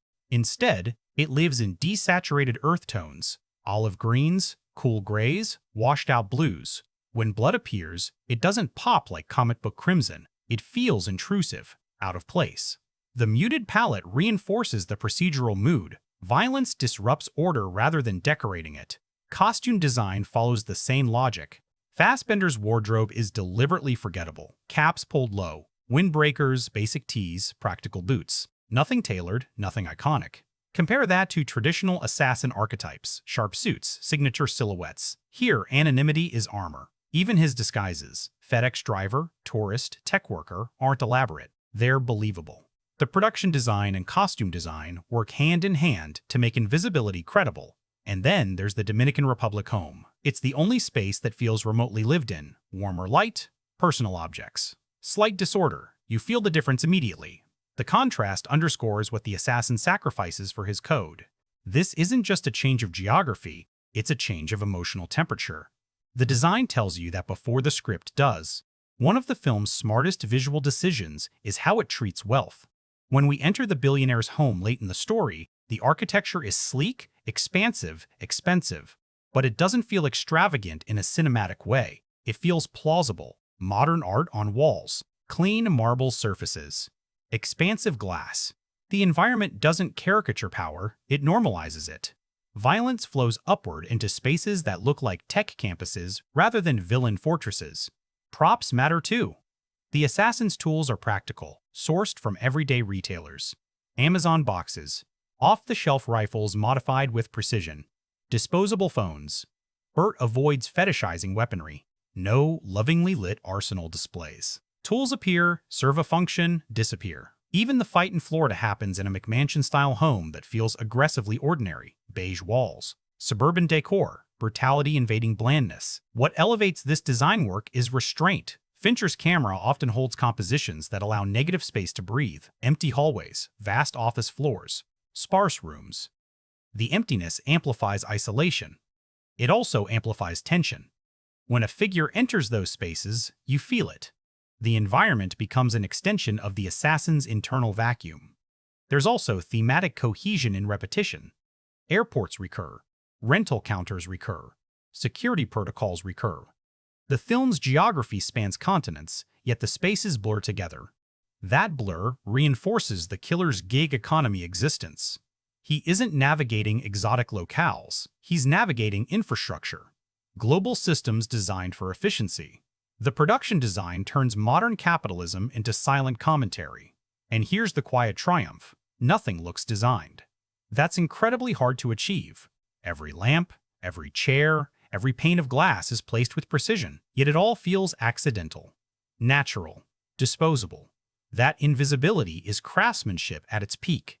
By the time the story winds down, you realize the physical world never once romanticized the assassin's life. It stripped it of myth. It presented killing as another transaction conducted in spaces built for meetings and mortgages. But production design is only half of visual storytelling. Space sets the stage, light and camera transform it into mood. The sterile office becomes ominous because of framing. The Dominican sunlight becomes fragile because of exposure and lens choice. And that's where cinematography steps in, refining this carefully constructed world into something that feels both hyper-controlled and quietly suffocating. Fincher has been chasing digital perfection for over a decade. With The Killer, he refines it to a whisper. Shot by Eric Messerschmidt, who won an Oscar for Mank, the film leans fully into high-resolution digital capture, reportedly using RED V-Raptor cameras paired with carefully selected lenses to preserve that hyper-clean, almost forensic sharpness Fincher favors. The result? Images so precise they feel clinical. Edges crisp, shadows controlled. No grain to romanticize anything, just detail. And detail matters in a movie about process. From the opening Paris stakeout, the camera rarely calls attention to itself. No frantic handheld chaos, no showy crane moves. Instead, measured compositions. Locked-off frames. Slow, deliberate push-ins that feel like thought-forming. Fincher has long favored multiple takes to refine micro-movements within the frame, and you feel that precision here. Actors hit marks like machinery. The camera observes, patient and unblinking. Watch how often Fassbender is framed dead center. Symmetry becomes psychological reinforcement. He believes in order, so the frame provides it. When something goes wrong, like the botched opening shot, the visual balance subtly destabilizes. Angles shift, distance changes, the frame loses its rigid comfort. You might not consciously clock it. You feel it. Lighting follows the same philosophy, controlled naturalism. Interiors glow with practical sources. Lamps, overhead fluorescents, computer screens. No dramatic shafts of light announcing importance. Even nighttime scenes avoid exaggerated contrast. Fincher has always loved low-key lighting, but here it's less about chiaroscuro drama and more about environmental realism. Spaces feel lit by what would logically exist there. Offices hum with corporate brightness. Suburban homes radiate warm but generic comfort. The Dominican Republic sequences introduce warmer tones, sunlight bouncing off pale walls, greenery pushing into frame. Yet even here, the camera remains disciplined. No sweeping romantic vistas. The landscape isn't fetishized. It's contextual. That restraint prevents tonal whiplash. This isn't a travelogue, it's surveillance. And then there's the Florida fight. This sequence breaks visual composure without abandoning clarity. The camera moves more aggressively, tracking bodies as they crash through drywall, pivoting with momentum. But it never becomes incomprehensible. Fincher avoids the shaky cam crutch so common in modern action. You always know where you are in the room. Geography stays intact. That spatial clarity makes every impact land harder. Confusion doesn't equal tension. Precision does. Messerschmitt's lens choices amplify that feeling. Wider lenses in tight interiors create subtle distortion at the edges, making rooms feel slightly off without becoming stylized. The assassin often appears isolated within negative space. Empty corridors, vast office floors, sterile kitchens. The world swallows him visually, reinforcing emotional detachment. Color grading deserves attention too. The palette leans cool, slightly desaturated, with blues and greens dominating urban spaces. Skin tones are natural but restrained. There's no golden glow romanticizing violence. Even blood feels subdued against the environment. That grading choice aligns with the film's anti-glamour stance. Nothing sparkles. One of the film's most effective visual strategies is repetition of framing. Airports recur. Hotel rooms recur. Parking garages recur, often shot from similar angles, similar distances. The visual déjà vu mirrors the character's routine. Travel becomes looped experience. Identity dissolves into infrastructure. The camera doesn't differentiate cities through flamboyant establishing shots. It treats them as nodes in a network. And yet, subtle shifts occur. In scenes where the assassin interacts with someone who challenges him. Swinton's character, for instance, the camera creeps closer. Faces fill more of the frame. Eye lines tighten. The distance shrinks. It's almost imperceptible, but it changes the emotional temperature. Intimacy becomes threat. Fincher has always been meticulous about digital cleanliness, often removing visual noise in post-production. Background elements get erased, reflections corrected, imperfections polished. That obsession fits this story. A man trying to eliminate variables exists inside a film that eliminates visual randomness. The medium mirrors the message. Aspect ratio plays its role quietly. The film's widescreen presentation gives horizontal breathing room, emphasizing environment around the character. He's rarely cramped vertically. Instead, he's isolated laterally, small within expansive frames. It creates psychological distance rather than claustrophobia. And here's the paradox. For all its technical polish, the cinematography never feels flashy. No, look at me. Sequences designed for trailer thumbnails. The craft hides behind functionality, just like the assassin. But visuals alone can't sustain tension. The camera may observe, but sound infiltrates. Music pulses beneath restraint. Silence stretches until it hums. What the eye registers in sterile precision, the ear absorbs in mood and rhythm. And in a film this controlled, the sonic landscape becomes the invisible hand-guiding emotion long before the plot does. Before a single gunshot lands, you hear the Smiths. Not a swelling orchestral cue. Not pounding percussion telegraphing danger. Just Morrissey's melancholic voice sliding into the assassin's headphones as he waits. And waits. And waits. That choice alone tells you everything about the killer's sonic identity. Trent Reznor and Atticus Ross return as composers, continuing their long collaboration with Fincher that stretches back to The Social Network and includes Gone Girl and Mank. Their approach here is restraint dialed to near invisibility. The score rarely announces itself. Instead, it hums beneath scenes like electrical current, low synth pulses, minimal motifs, textures that feel more atmospheric than melodic. Silence becomes a weapon. In the opening Paris sequence, ambient noise dominates. The faint whir of office ventilation, distant city sounds muffled by glass, fabric shifting as Fassbender adjusts position. Every tiny sound feels amplified because the film refuses to clutter the mix. When music does enter, it creeps rather than swells. Reznor and Ross understand tension isn't about volume, it's about anticipation. And then there's the Smiths. The killer's playlist loops repeatedly throughout the film, functioning as diegetic sound, music existing within the story world rather than over it. That distinction matters. When How Soon Is Now, or There Is a Light That Never Goes Out, plays, it's coming from his headphones. It's personal, private, almost ironic. Morrissey's moody romanticism contrasts sharply with the protagonist's claim of emotional detachment. The lyrics seep in whether he acknowledges them or not. It's funny in a dry, Fincher way. An assassin who forbids empathy blasting melancholic British indie rock while preparing murder. The juxtaposition borders on satire, but it never tips into parody because the songs also function rhythmically. The steady tempo matches his breathing. His preparation becomes choreographed to music. Ritual meets repetition. Reznor and Ross's original score fills the gaps between those tracks with subtle dread. Low-frequency drones stretch scenes thin. Synthetic textures build unease without obvious cues. In the Florida fight sequence, music recedes almost entirely. What replaces it? Breath, impact, furniture splintering. The mix foregrounds physical struggle over cinematic flourish. You hear effort, grunts, labored oxygen intake. The absence of triumphant scoring makes the violence feel raw, almost inconvenient. Sound design plays an equally crucial role. Footsteps echo differently in corporate offices versus suburban homes. Airport announcements hum in the background, impersonal and looping. Keyboards click. Zippers slide. Gun components lock with metallic certainty. Every tool has sonic weight. The mixing isolates practical sounds so precisely that you start to feel hyper-aware, like the assassin himself.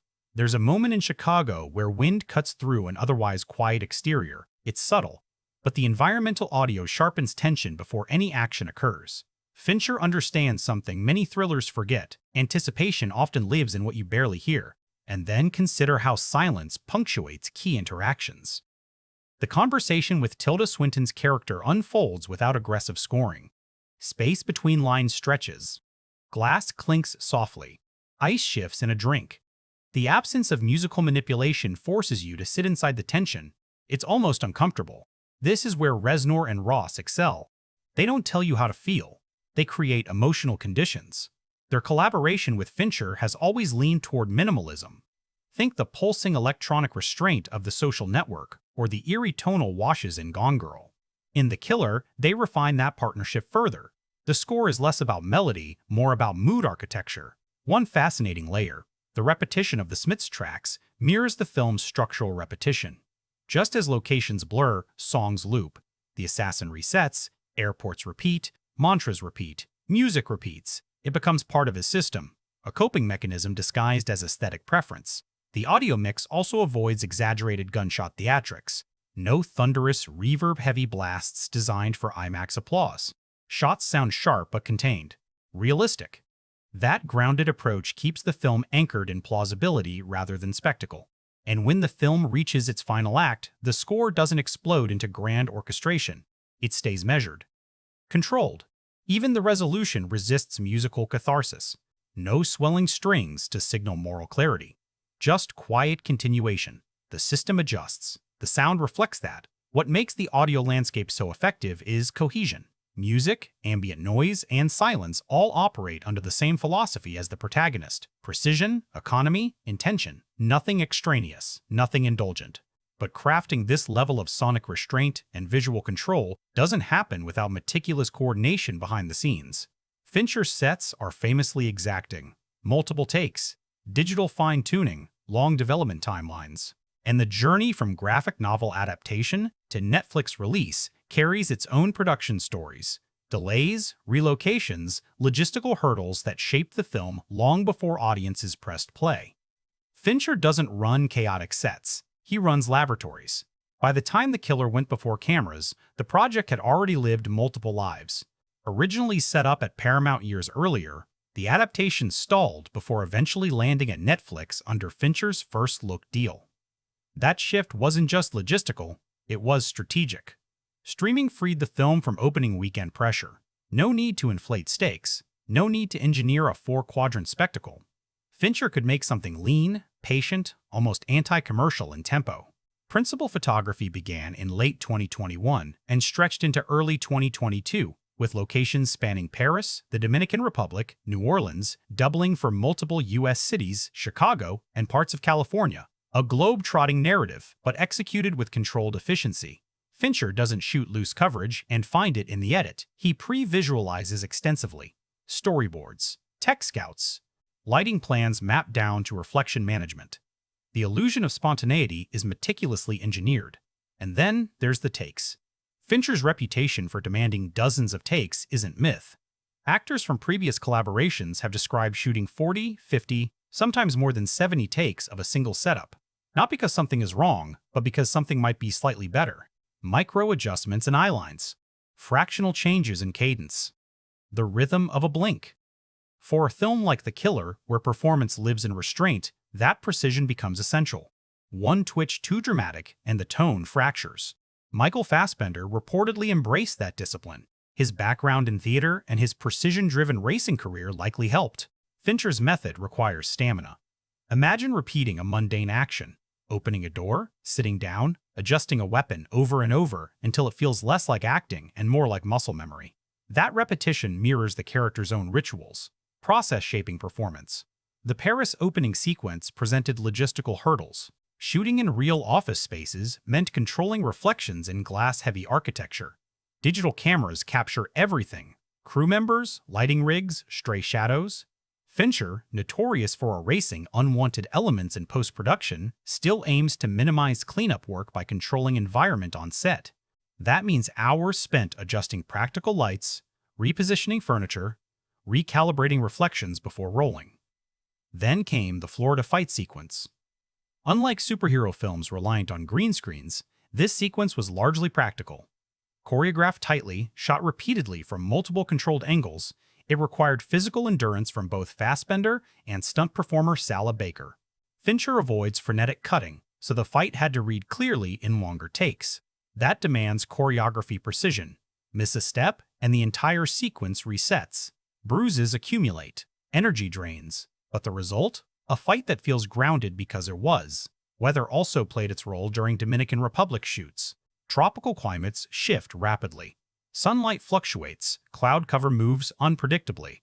For a director obsessed with continuity, that variability presents headaches. Digital color correction helps, but Fincher prefers consistency baked into footage rather than patched later.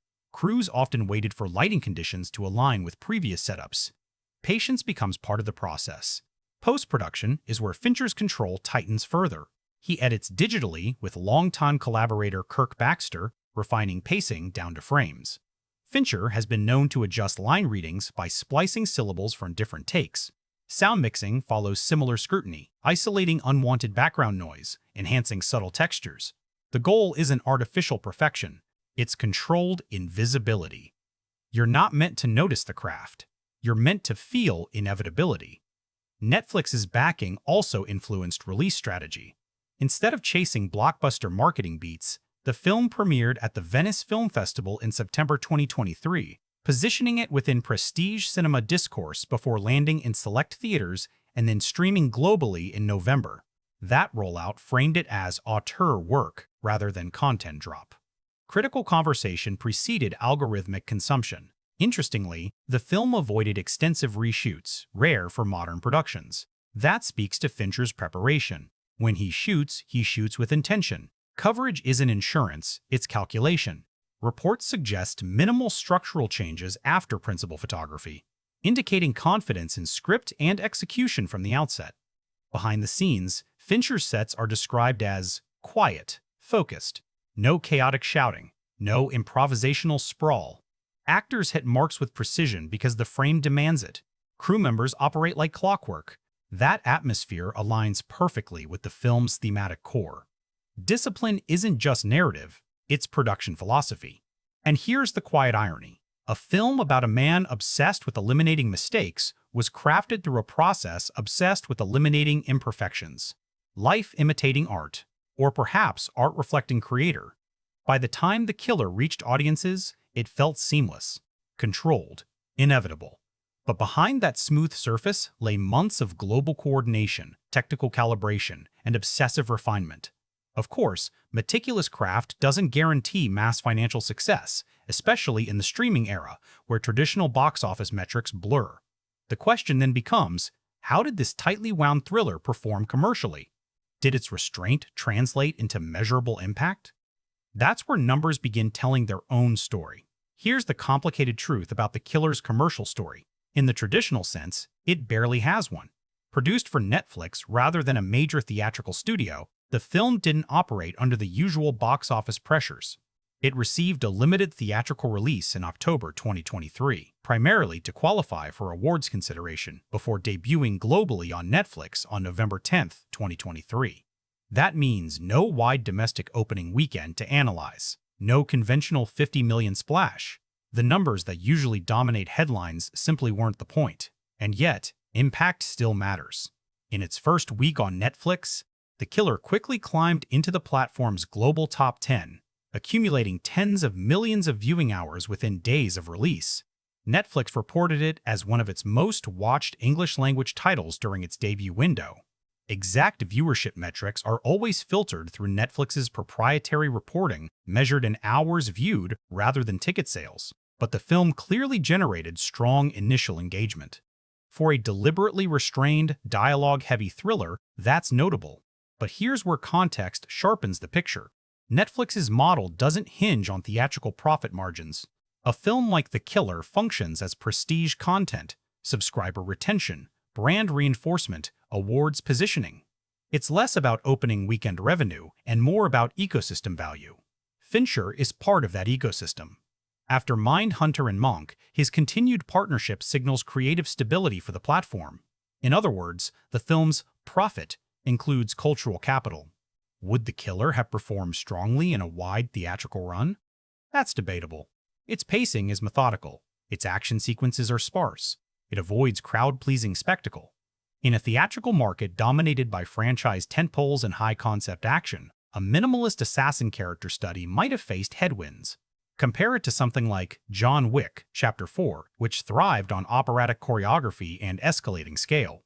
The Killer intentionally shrinks. It resists adrenaline spikes. That's artistically cohesive, but commercially riskier. Still, limited theatrical screenings reportedly played well in urban markets, particularly among cinephile audiences. Fincher's name carries weight. Fassbender's return drew curiosity, and the Venice premiere framed it within awards season conversation, even if it ultimately didn't dominate major categories.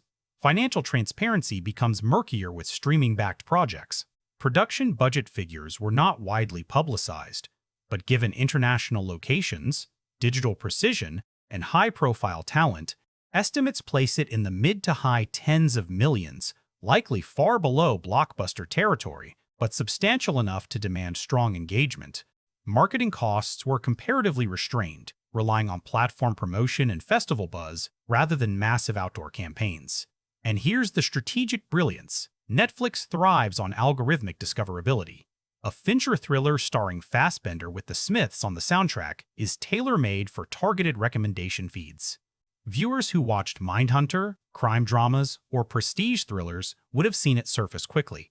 Its success isn't measured by opening weekend drop-off percentages, it's measured by sustained watch hours and completion rates.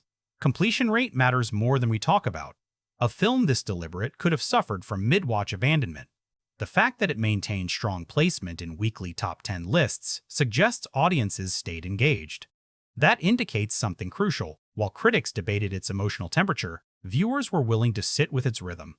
Internationally, the film benefited from its global production footprint.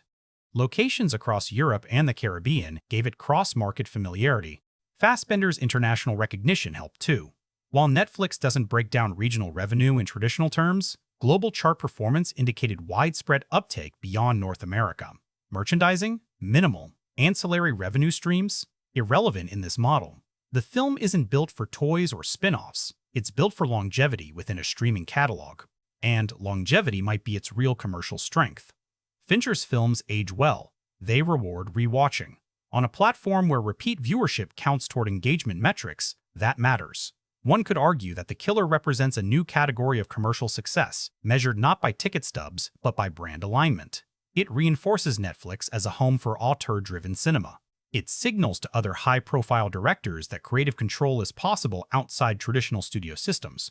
In that sense, its impact extends beyond raw numbers. But numbers, even streaming ones, only tell part of the story. Critical response shapes cultural longevity. Did reviewers embrace its restraint? Did audiences split over its emotional distance? Did the industry reward its craft with nominations? Financial performance may determine viability. Critical reception determines legacy. And The Killer sparked conversation the moment it premiered on the Lido. When The Killer premiered at the Venice Film Festival in September 2023, the reaction wasn't explosive, it was measured, which, honestly, feels appropriate. Fincher arrived with the reputation of a modern master. Sevenine, Zodiac, The Social Network, Gone Girl. The expectations were sky-high. Critics packed into screenings anticipating either a reinvention of the assassin genre or another icy procedural in his lineage. What they got was something leaner, more restrained, almost provocatively minimal. On Rotten Tomatoes, the film landed in the mid to high 80% range with critics, signaling strong overall approval. Metacritic placed it in the low to mid-70s, reflecting generally favorable but not rapturous consensus. IMDb scores hovered in the solid but not transcendent range. In other words, respected, not revolutionary. And that gap between admiration and awe became the core of the discourse. Many critics praised the precision. They highlighted Fassbender's controlled performance, Fincher's digital crispness, the Florida fight sequence's grounded brutality. Reviews often described it as clinical or meticulous. Some embraced that coldness as thematic strength, a film about detachment that refuses emotional manipulation. Others found that same detachment distancing. The central debate crystallized quickly. Is The Killer intentionally hollow or accidentally so? Is the monotone voiceover a sly satire of self-mythologizing masculinity, or does it risk becoming repetitive? That split defined much of the critical conversation. Here's where it gets interesting. Some reviewers interpreted the film as Fincher poking fun at the hyper-competent male archetype. The assassin repeats mantras about superiority and discipline, yet constantly adapts, improvises, contradicts himself. The humor is bone dry. Blink, and you miss it. Critics attuned to that irony found the film sharper than it first appears. Others wanted escalation, catharsis, a moral reckoning. Instead, they got a shrugging finale that resists fireworks. That restraint frustrated viewers expecting genre payoff. The ending doesn't explode. It settles, quietly, deliberately. Audience response mirrored that divide. On social platforms, cinephiles dissected visual framing. the Smith's needle drops, and thematic parallels to Fight Club's unnamed narrator. Meanwhile, casual viewers sometimes labeled it slow or anticlimactic. Both reactions are valid reflections of expectation. If you press play anticipating John Wick, you'll feel the absence. If you lean into Fincher's rhythm, you'll feel the tension simmer. Awards season brought modest recognition but not dominance. While the film generated buzz for craft, particularly cinematography and sound, it didn't sweep major categories. That outcome says less about quality and more about the competitive landscape of 2023, a year crowded with heavyweight contenders across genres. Still, the film solidified Fincher's critical standing. Even mixed positive reviews treated it as the work of a filmmaker in control of his voice. No one accused it of sloppiness. The critique centered on emotional temperature, not craftsmanship. There's also the long game factor. Fincher's films often age upward. Zodiac wasn't a box office juggernaut upon release. It's now considered one of the great investigative thrillers of the 21st century. Fight Club was divisive in 1999. It became cultural shorthand. The Killer feels primed for similar reevaluation, not because it's misunderstood, but because its restraint invites deeper reading over time. Rewatch it and the irony sharpens. The repetition becomes commentary. The sterile environments feel less aesthetic and more thematic. The assassin's philosophy reads less as gospel and more as coping mechanism. Culturally, the film taps into a contemporary gig economy anxiety. The assassin isn't a mastermind puppet master. He's a freelancer navigating systems. Replace bullets with code, and you have a tech contractor. Replace burner phones with VPNs, and you have digital anonymity. Critics picked up on that resonance. Violence becomes labor. Professionalism becomes identity. No major controversies erupted. No culture war storms. Instead, the conversation remained focused on craft and tone. That in itself is refreshing. In a landscape where discourse often veers toward outrage, The Killer inspired analysis. And analysis sustains longevity. The real question now isn't whether the film was universally adored. It wasn't. The question is whether it deepens Fincher's thematic legacy. Whether it adds another layer to his exploration of obsession, systems, and male ego. To answer that fully, you have to step back from numbers and reviews. You have to look at theme, at what the film is actually saying beneath the monotone narration and digital polish. Because The Killer isn't about contract murder. It's about self-mythology, about discipline as identity, about the fragile illusion of control in a world built on systems larger than any one person. And that's where its legacy will ultimately be decided. At its core, The Killer isn't about assassination. It's about belief systems. From the opening voiceover, Fassbender's character lays out his doctrine like scripture: stick to the plan, trust no one, forbid empathy. Discipline equals survival. Emotion equals weakness. He frames the world in Darwinian binaries: the few versus the many, predator versus prey. It sounds airtight, efficient, logical. But here's the crack. Every rule he recites gets bent. He improvises after the botched Paris job. He acts out of personal attachment when someone he cares about is harmed. He spares a life at the end when pure logic might dictate otherwise. The film quietly dismantles his self-image scene by scene. He's not a machine. He's a man pretending to be one. That tension between persona and reality is where the film lives. Fincher has been circling this territory for decades. Think of the unnamed narrator in Fight Club, constructing a hyper-masculine alter ego to mask dissatisfaction. Think of Zuckerberg in The Social Network, insisting on rational detachment while bleeding insecurity. Think of the detectives in Sevenine, convinced they can outthink chaos. These are men who build systems to protect themselves from vulnerability. Fassbender's assassin is their minimalist cousin. He doesn't chase ideology, he chases order. Yet the world he inhabits is indifferent to order. Corporate intermediaries treat murder like invoice processing. Billionaires outsource consequences. Airports blur into sameness. The assassin sees himself as elite, one of the few. The film frames him as replaceable, a contractor in a global network of violence. And that's the darker commentary. This is gig economy nihilism dressed as thriller. He rents spaces, he uses burner phones, he completes contracts, he optimizes workflow. Strip away the guns and you have freelance capitalism. The monotone narration about professionalism starts to sound like LinkedIn motivational content. Productivity as identity. Efficiency has morality. The repetition of the Smiths songs adds another layer. Morrissey croons about longing and isolation while the assassin claims emotional absence. The irony is almost gentle. He may forbid empathy, but he still curates a melancholic soundtrack. He still needs something to fill the silence. Systems don't erase humanity, they suppress it. The film's ending cements its thesis. Without diving into excessive spoiler territory, the final confrontation doesn't explode into operatic justice. It resolves through conversation and choice. The assassin doesn't transcend his worldview. He tweaks it. Slightly. He acknowledges unpredictability, not as revelation, but as adjustment. The system adapts. That refusal to deliver catharsis frustrates some viewers. It also makes the film linger. There's no grand moral reckoning, no redemption arc, no tragic downfall, just continuation. Life goes on. The machine hums. In a genre built on climactic showdowns, that restraint feels almost rebellious. Where does The Killer sit in Fincher's filmography? It's not as culturally seismic as Fight Club, not as socially sharp as The Social Network, not as haunting as Zodiac, but it might be one of his purest distillations of theme.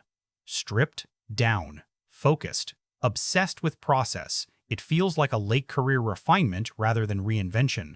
A filmmaker comfortable enough to remove spectacle and trust precision. Is it flawless? No. The repetition that builds thematic cohesion can also test patience. The emotional temperature stays deliberately cool, which may prevent deeper attachment for some viewers. Those aren't accidental flaws, they're trade-offs. Fincher chooses discipline over warmth. Some audiences will crave more volatility.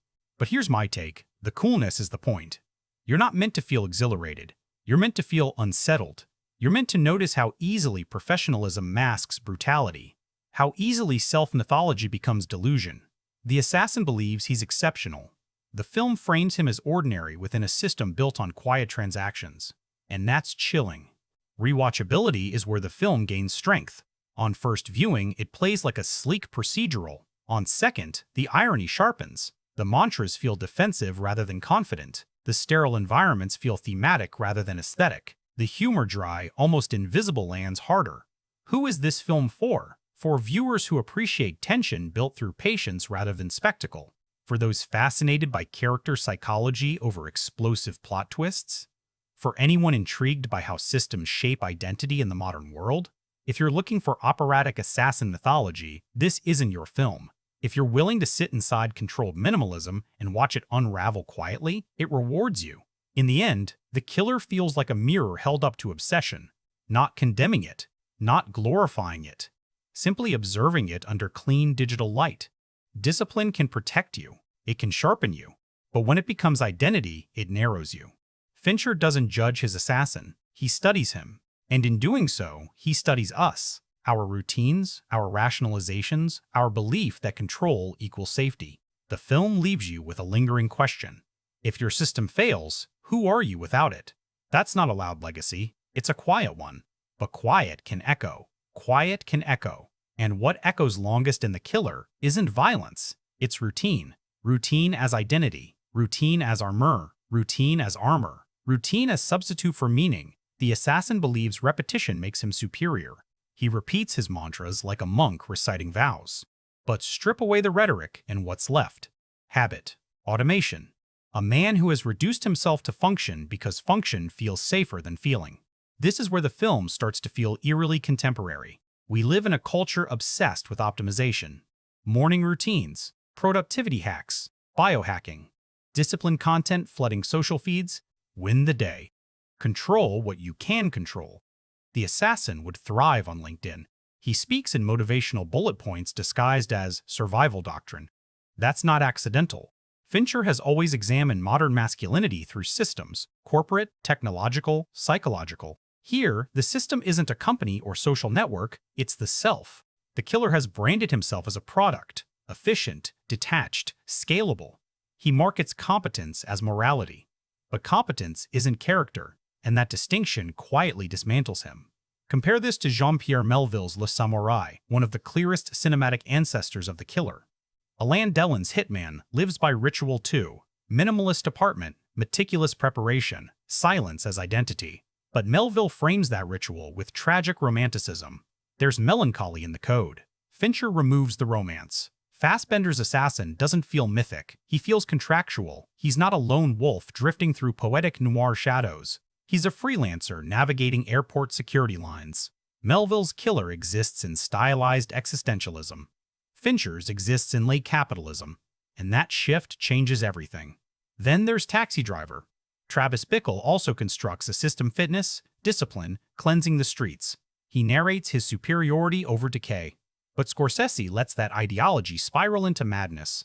Fincher does something subtler. He keeps the killer functional. No breakdown, no explosion, just micro-adjustments. It's almost scarier, because it suggests self-delusion doesn't always implode. Sometimes it stabilizes, evolves, survives.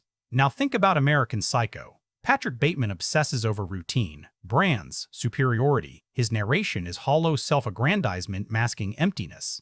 The difference? Bateman is satire turned up to 11. Fassbender's assassin is satire at volume 3. You lean in to hear it. That restraint is why some viewers miss the irony.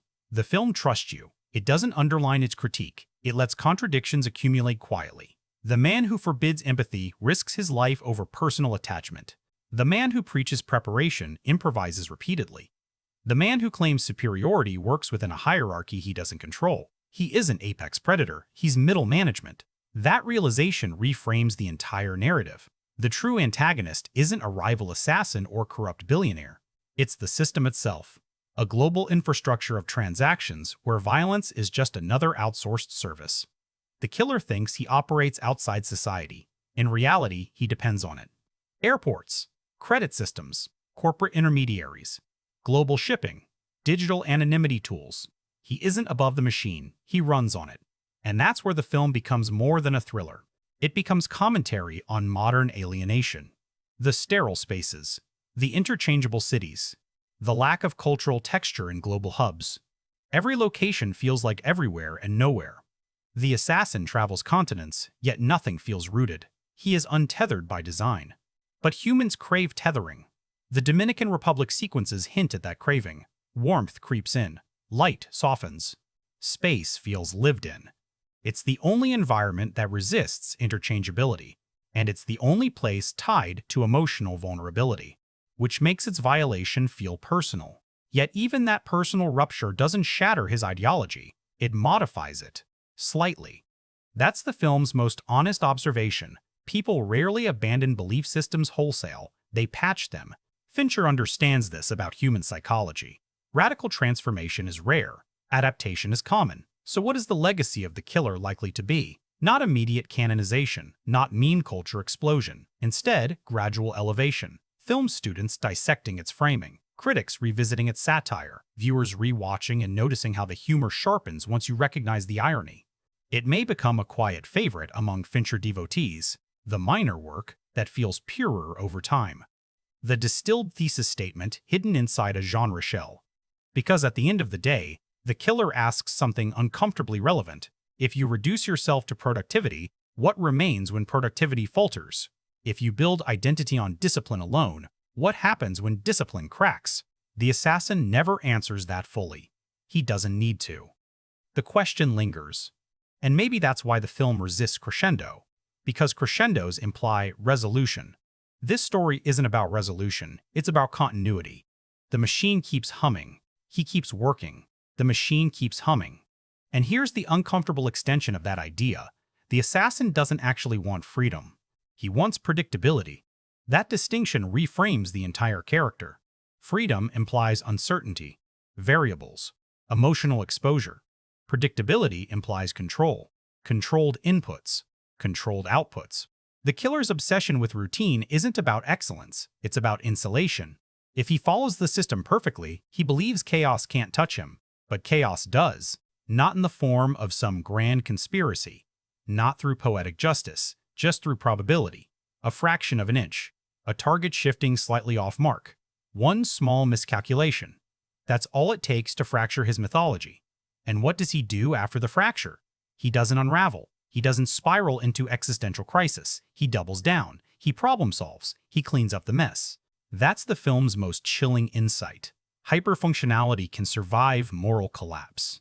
We often expect stories about assassins to interrogate guilt, trauma, regret. Fincher bypasses that entirely. The killer doesn't lose sleep. He loses efficiency. And efficiency is what bothers him. Think about that. The violation isn't ethical. It's procedural.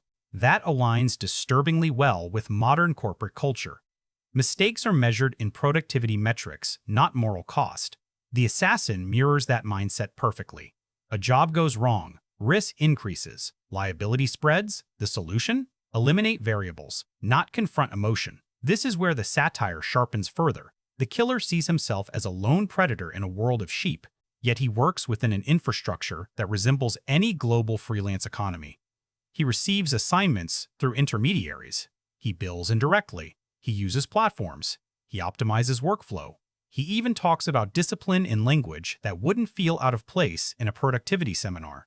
Strip away the weapon, and he sounds like a consultant. That banality is deliberate. Fincher doesn't stylize the violence into mythology, because mythology distracts from recognition. If the assassin looked glamorous, we'd distance ourselves from him. By making him procedural, ordinary, almost boring in his repetition, the film forces a subtler discomfort. You recognize the mindset. The repetition of "stick to the plan" starts to feel less like survival instinct and more like mantra therapy. He's convincing himself. Every rule is reinforcement. Every narration line is affirmation, which raises a fascinating psychological question. Is the voiceover confidence or compensation? Listen carefully and it feels defensive. He insists he's one of the few. He insists empathy is weakness. He insists attachment is liability. The repetition reads like someone trying to overwrite doubt, and doubt is human. That's why the Dominican Republic scenes matter so much. They're not romantic escapism. They're evidence that he's not purely mechanized. His posture shifts. His cadence softens. His presence changes. The humanity he claims to suppress quietly persists, which makes his philosophy unstable from the start. The film doesn't dramatize that instability with explosions. It lets it simmer beneath monotony. And monotony becomes thematic device. Viewers who feel restless during the repetition are experiencing what the character fears most: loss of stimulation within routine. Routine protects. Routine suffocates. Now consider the ending again, not as plot resolution, but as ideological recalibration.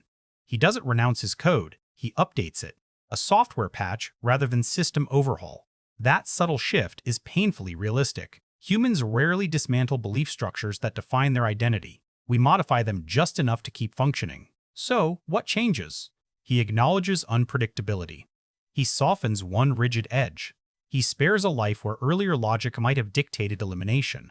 That's not redemption, it's margin adjustment. And that margin is everything, because it suggests the possibility, however faint, of evolution, not dramatic transformation. Incremental shift. Fincher avoids sentimentalizing that shift. No swelling music. No triumphant framing. Just continuation.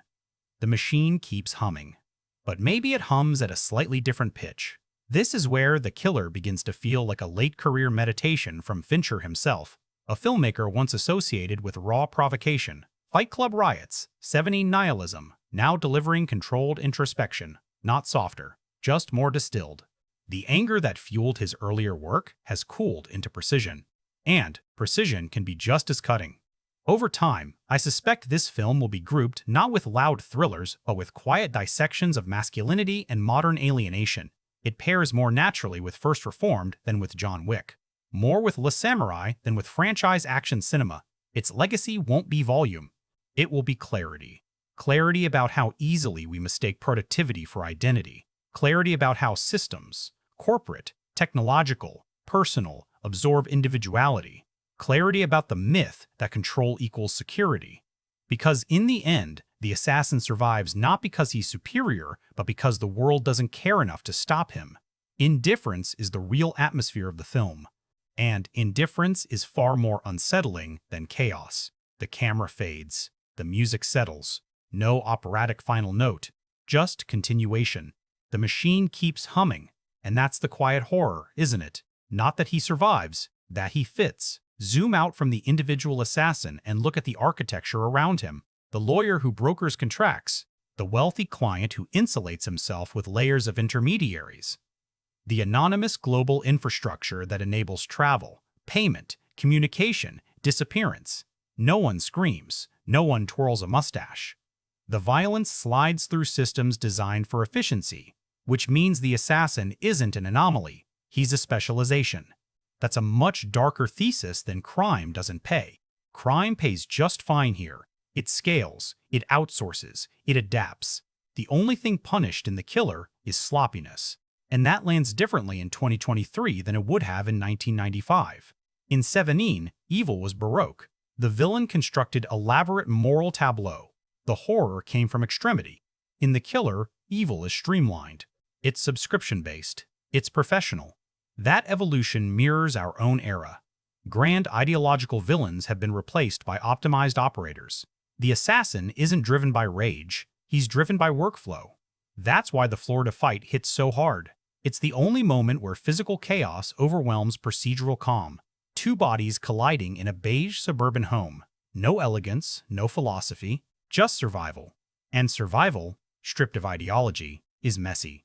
The fight punctures the myth of smooth competence. It reminds us that beneath the rhetoric about discipline, this is still flesh, still bone, still breath-leaving lungs too fast. The scene feels almost embarrassing for him, not because he loses, but because he struggles. Struggle contradicts superiority. That contradiction is the film's pulse. Now take that pulse and connect it to the broader cultural moment. We live in an age of curated personas, online identities polished into brands, people narrating their own productivity journeys. The assassin's voiceover feels eerily like internal influencer content. Here's how I stay sharp. Here's why empathy is weakness. Here's how to separate yourself from the herd.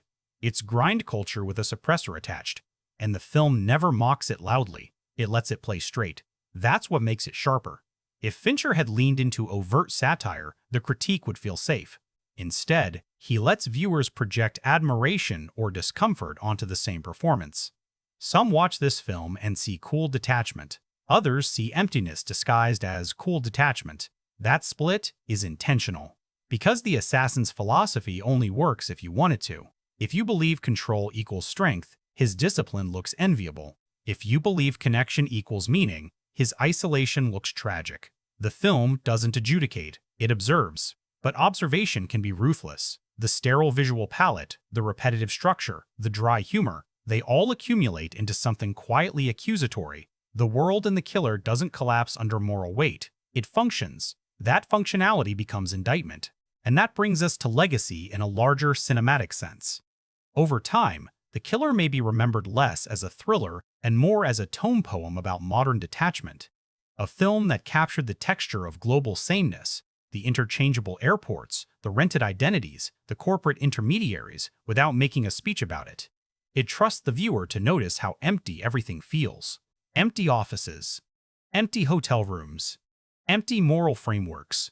Even the assassin's apartment in the Dominican Republic, the warmest space in the film, carries an undertone of temporariness. Nothing here is permanent. Everything is provisional. That's the real tragedy. Not that he kills. That he never roots. Fincher has always been fascinated by men who mistake isolation for autonomy. The Killer might be his most distilled exploration of that idea. No explosive ideological rebellion. No sprawling investigative labyrinth. Just one man, one code, one incremental unraveling. If this film gains cult status, and I suspect it will, it won't be because of quotable lines or iconic set pieces. It will be because it feels eerily reflective of a certain modern mindset. Detached. Optimized. Lonely. And loneliness, in this film, isn't punished. It's normalized. That normalization is the film's sharpest blade. Because if isolation is default, if detachment is professional standard, if efficiency overrides empathy, then the assassin isn't outside society. He's ahead of it. That possibility lingers longer than any gunshot. So yes, the machine keeps humming. But maybe the more unsettling thought is this. We built the machine. We built the machine. But here's the extension that lingers even longer. We admire the machine. There's a reason assassin films endure. A reason audiences gravitate toward hyper-competent protagonists who move through chaos untouched. Competence is seductive. Control is comforting. In a world that feels increasingly unstable, watching someone execute flawlessly plan, prepare, perform, scratches a psychological itch. The Killer knows that. and then it slowly erodes the fantasy. Because the assassin isn't flawless, he's just disciplined. And discipline, the film suggests, is not the same as transcendence. It's maintenance. Maintenance of image. Maintenance of image. Maintenance of ego. Maintenance of narrative. His internal monologue isn't there to inform us. It's there to stabilize him. Every time he repeats, anticipate. Don't improvise. He's reinforcing identity. Identity as armor. Identity as insulation against randomness. But randomness still seeps in. The botched opening shot isn't just plot ignition, it's existential insult. His mythology collapses not because he's outmatched, but because reality refuses to behave predictably. That's devastating for someone who built his psyche on precision. And notice something subtle. After the mistake, his voiceover grows slightly sharper, slightly more insistent, as if he's compensating. The film becomes a study in cognitive dissonance. He believes he is above attachment, yet he retaliates out of attachment. He believes he is detached from consequence, yet he meticulously eliminates loose ends.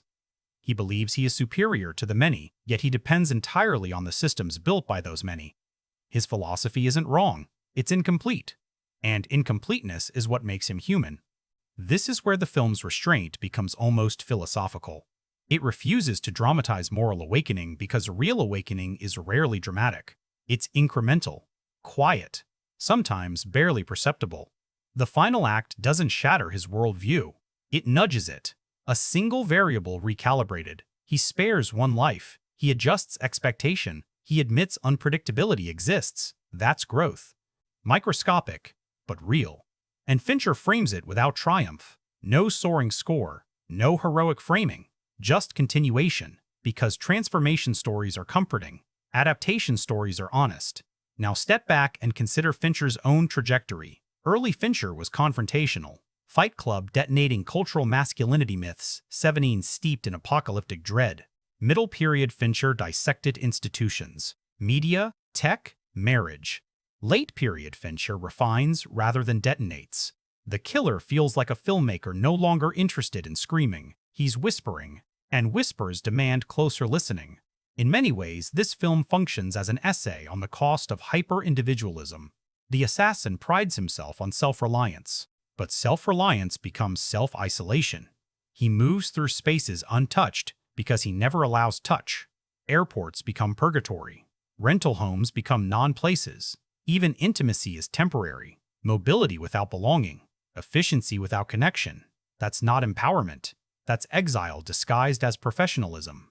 And yet, here's the uncomfortable brilliance. The film doesn't condemn him.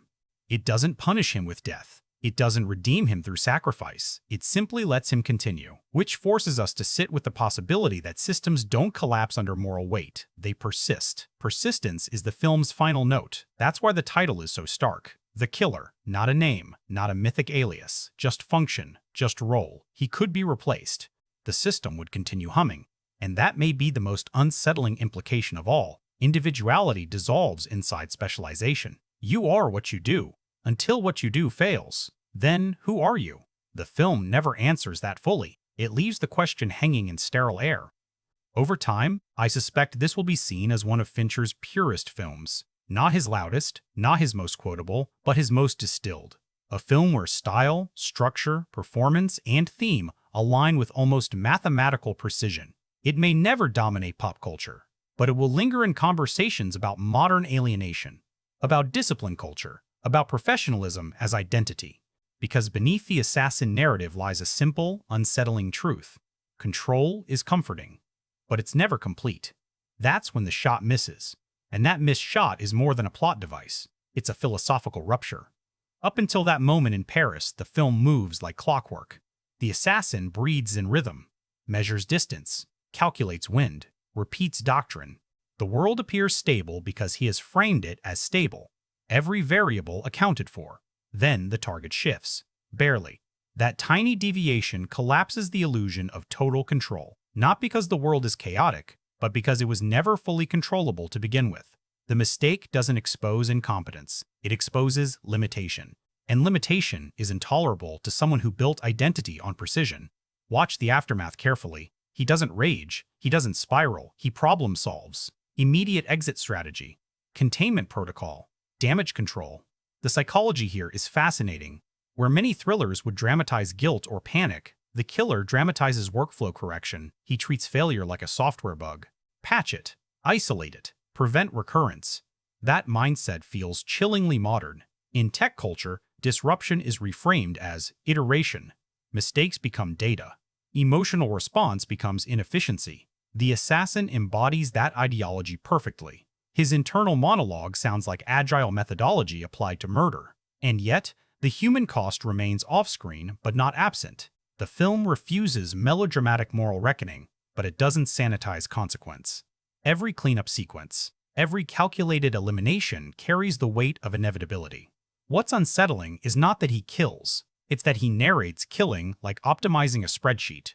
The voiceover becomes a shield. But here's the twist.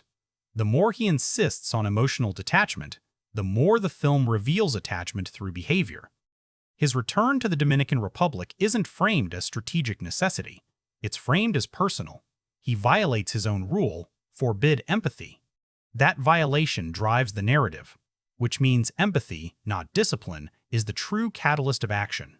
The irony is razor sharp. The system he worships only falters when emotion intrudes. Yet emotion is what makes him human. Without it, he's pure function. With it, he's flawed, and flaws create narrative. This is where the killer becomes more existential than procedural. It isn't asking whether killing is right or wrong. It's asking what remains when you strip a person down to role. Role without interior life becomes automation. Automation without reflection becomes alienation. Alienation without awareness becomes identity. That's the arc. Not from villain to hero, but from certainty to slight self-awareness.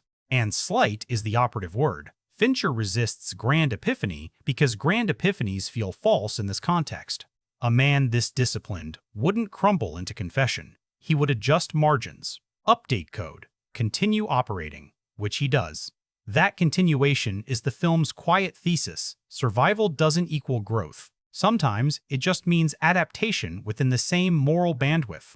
Now, zoom out even further. Consider how many modern professions demand emotional suppression. Surgeons, soldiers, traders, executives.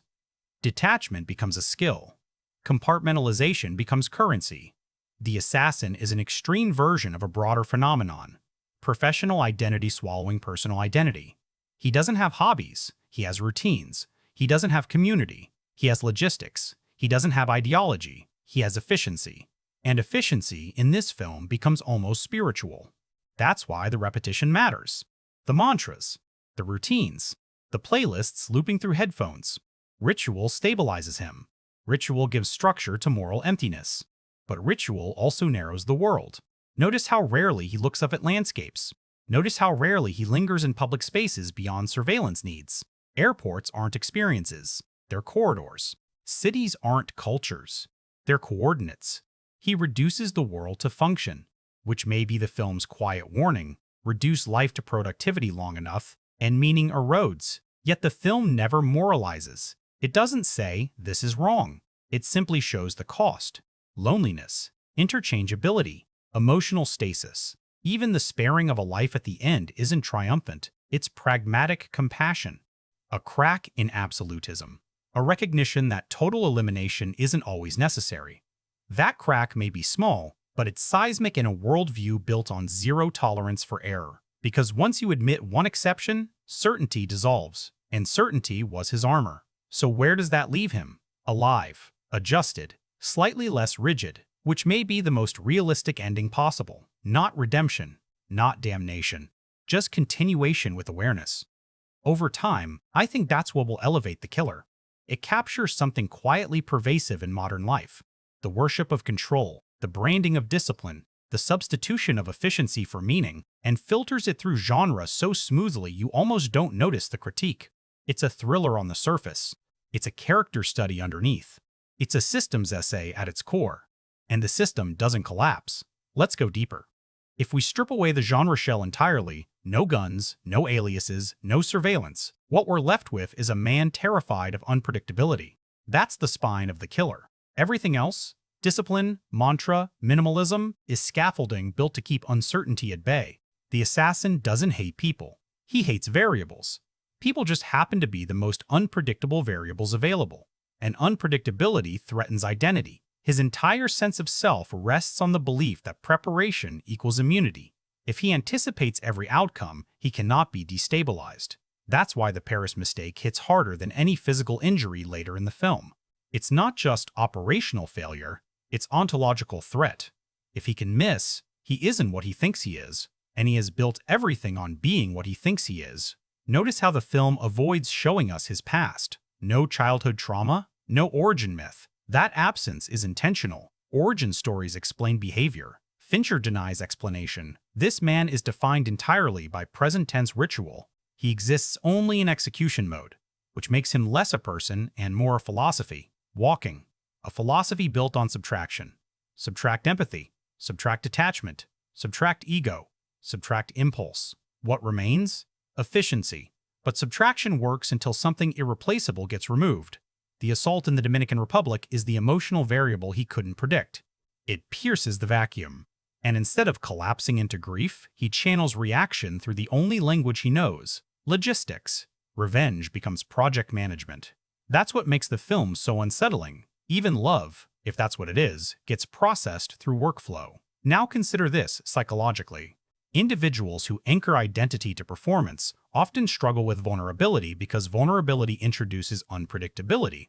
The assassin's refusal to allow empathy isn't cruelty, it's defense. Empathy creates stakes. Stakes create risk. So he amputates the risk, except he doesn't fully succeed. That's the tension. The Dominican Republic sequences are shot warmer for a reason, not romanticized, but softened. The air feels breathable. The space feels inhabited.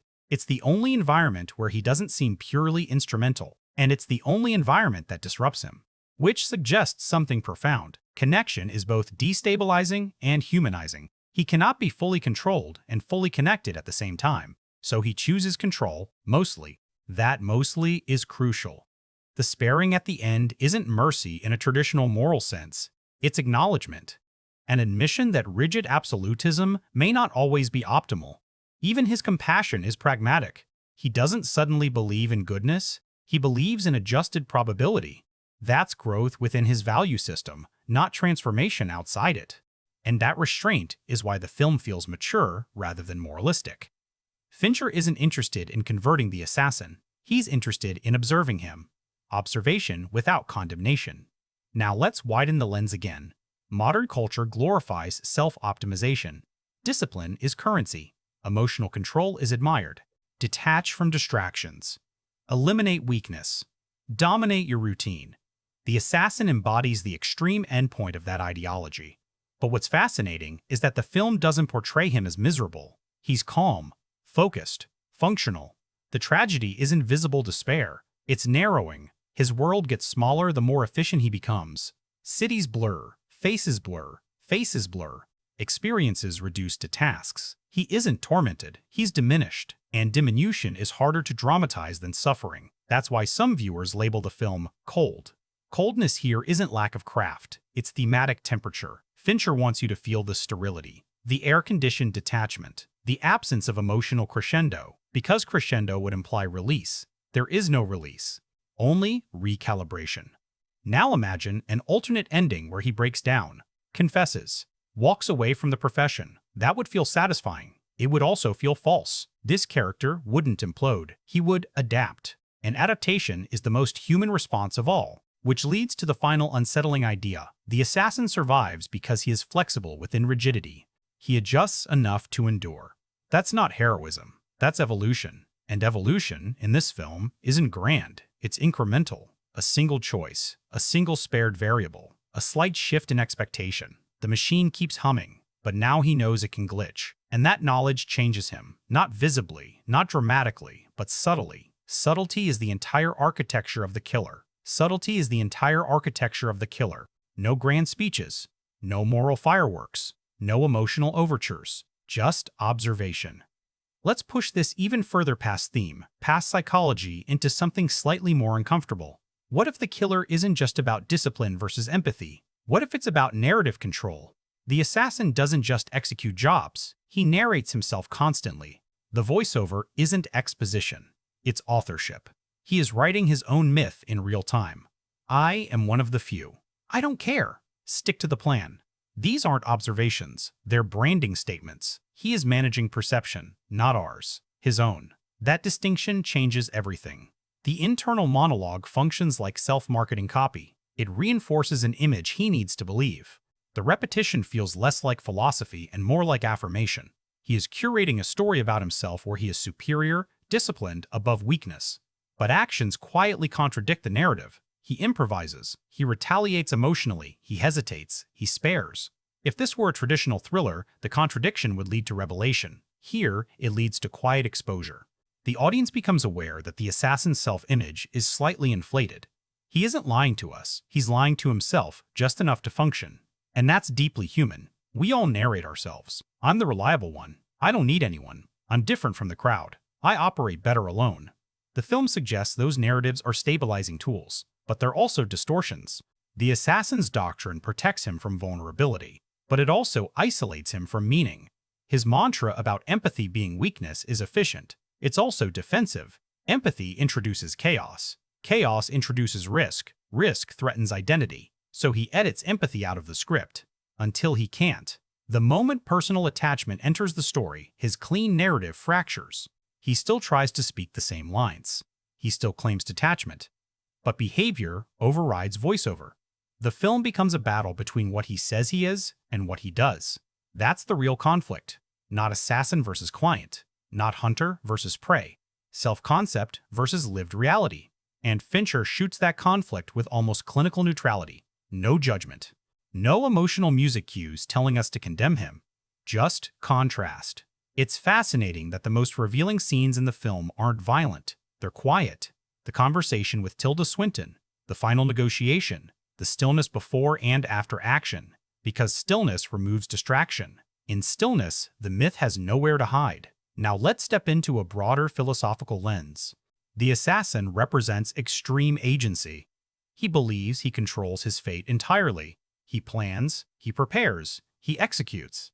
There is no higher power in his worldview, only competence. But competence fails. And when competence fails, he doesn't question the worldview. He recalibrates within it. That's modern existentialism without the angst. Camus would argue that meaning is constructed despite absurdity. The assassin constructs meaning through routine. Absurdity enters in the form of unpredictability. Instead of rebelling against absurdity, he incorporates it into workflow.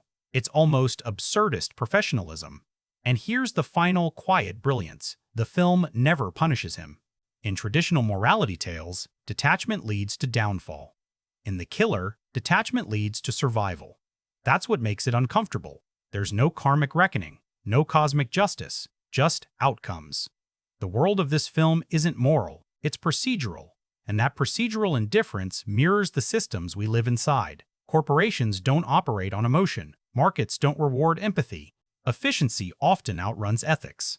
The assassin isn't an aberration, he's alignment, which makes the film less about crime and more about structure. If you remove the gun and replace it with a laptop, does the psychology change? Not much. Optimize, eliminate distraction, deliver results, avoid attachment, scale performance. That's the unsettling mirror.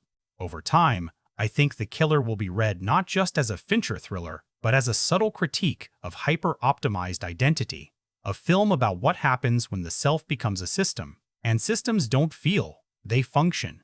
But here's the flicker of hope. Small, almost invisible, he spares. That single deviation from total efficiency introduces unpredictability into his own code. He allows one act that isn't purely transactional. It's not romantic, it's not redemptive, but it's human. And humanity, in this film, isn't loud. It's a hairline fracture in certainty. The machine keeps humming, but now there's a faint vibration inside it, and maybe that vibration is doubt. Let's go even deeper, past psychology, past systems, into something even more unsettling. What if the assassin isn't cold? What if he's afraid? Not afraid of death, not afraid of being caught, afraid of insignificance. Listen again to the mantra, I am one of the few. That line isn't operational, it's existential. He needs to believe he's rare, elite, separate from the herd. Superiority is the final defense against anonymity. And anonymity is everywhere in this film. Airports that look identical across continents, rental cars in neutral colors, corporate intermediaries who could swap places without narrative disruption. Even the killer himself has no name. He's defined purely by function, the killer. No identity, just utility. That's terrifying. Because utility is replaceable. He believes he's Apex, but the system treats him like subcontracted labor. If he fails, another assassin gets the call. If he disappears, the machine doesn't falter. That's why the Paris mistake cuts so deeply. It isn't about missing a shot, it's about being exposed as replaceable. And suddenly, his monologue sounds less like confidence and more like defiance. He insists on being one of the few, because the world he inhabits keeps suggesting he's one of many. This is where the film quietly intersects with modern professional anxiety. In an economy built on specialization and freelance labor, identity fuses with output. You are valuable if you perform. You are exceptional if you outperform. But what happens when performance falters? You scramble to prove you're still elite. He doesn't grieve. He optimizes. He doesn't reflect. He recalibrates. Reflection might reveal vulnerability. Optimization preserves image. Now here's the sharp twist. The only moments where he seems closest to being someone rather than something are the Dominican Republic scenes. The camera softens. The color warms. The silence breathes differently. For a brief stretch, he is not executing. He is existing. And existence without function is dangerous for him, because if he allows himself to be more than the role loses its totality. The attack there isn't just a narrative inciting incident, it's an existential threat. The system he built to prevent vulnerability failed to protect the one place where he allowed slight attachment, which means attachment is both weakness and proof of life. That duality is the film's quiet core. He cannot be fully human and fully controlled at the same time. So he negotiates. He keeps the structure. He allows a crack. The final sparing isn't mercy in a moral sense. It's surrender to unpredictability, an acknowledgement that total control is fantasy. That's growth, but it's restrained growth. Growth that fits inside the original framework. And that feels devastatingly realistic. Most people don't reinvent themselves after crisis. They adjust their worldview just enough to survive it. Now think about how Fincher frames this visually. The symmetry early on, the precision of composition, the digital sharpness that makes everything feel sterilized. As the story progresses, that precision never collapses. But it feels different, less mythic, more procedural. The camera never romanticizes him. It studies him. That distinction matters. Romanticization would elevate him. Study reduces him to behavior. Fincher isn't celebrating the assassin archetype. He's dissecting it, stripping it of slow-motion glamour, stripping it of operatic grandeur, stripping it down to a man repeating rules to stay sane. And that might be the boldest move of the film. In a cinematic landscape flooded with mythic assassins, balletic gunplay, stylish carnage, neon-lit coolness, the killer refuses spectacle as identity. The floor to fight isn't elegant, it's exhausting. Bodies slam awkwardly. Breath becomes the loudest sound. Competence looks ugly when stripped of choreography, and ugliness exposes truth. Over time, this film may be remembered as the anti-myth assassin movie, the one that quietly dismantled the fantasy rather than amplified it.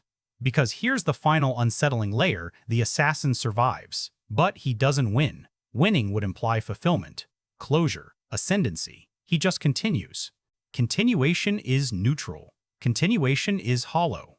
Continuation is life inside a system that never stops humming.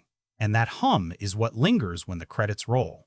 Not adrenaline, not triumph, just awareness. Awareness that discipline can become identity, that identity can become cage, and that sometimes the only rebellion available is a microscopic act of deviation, a spared life, a softened rule, a crack in certainty, tiny but human.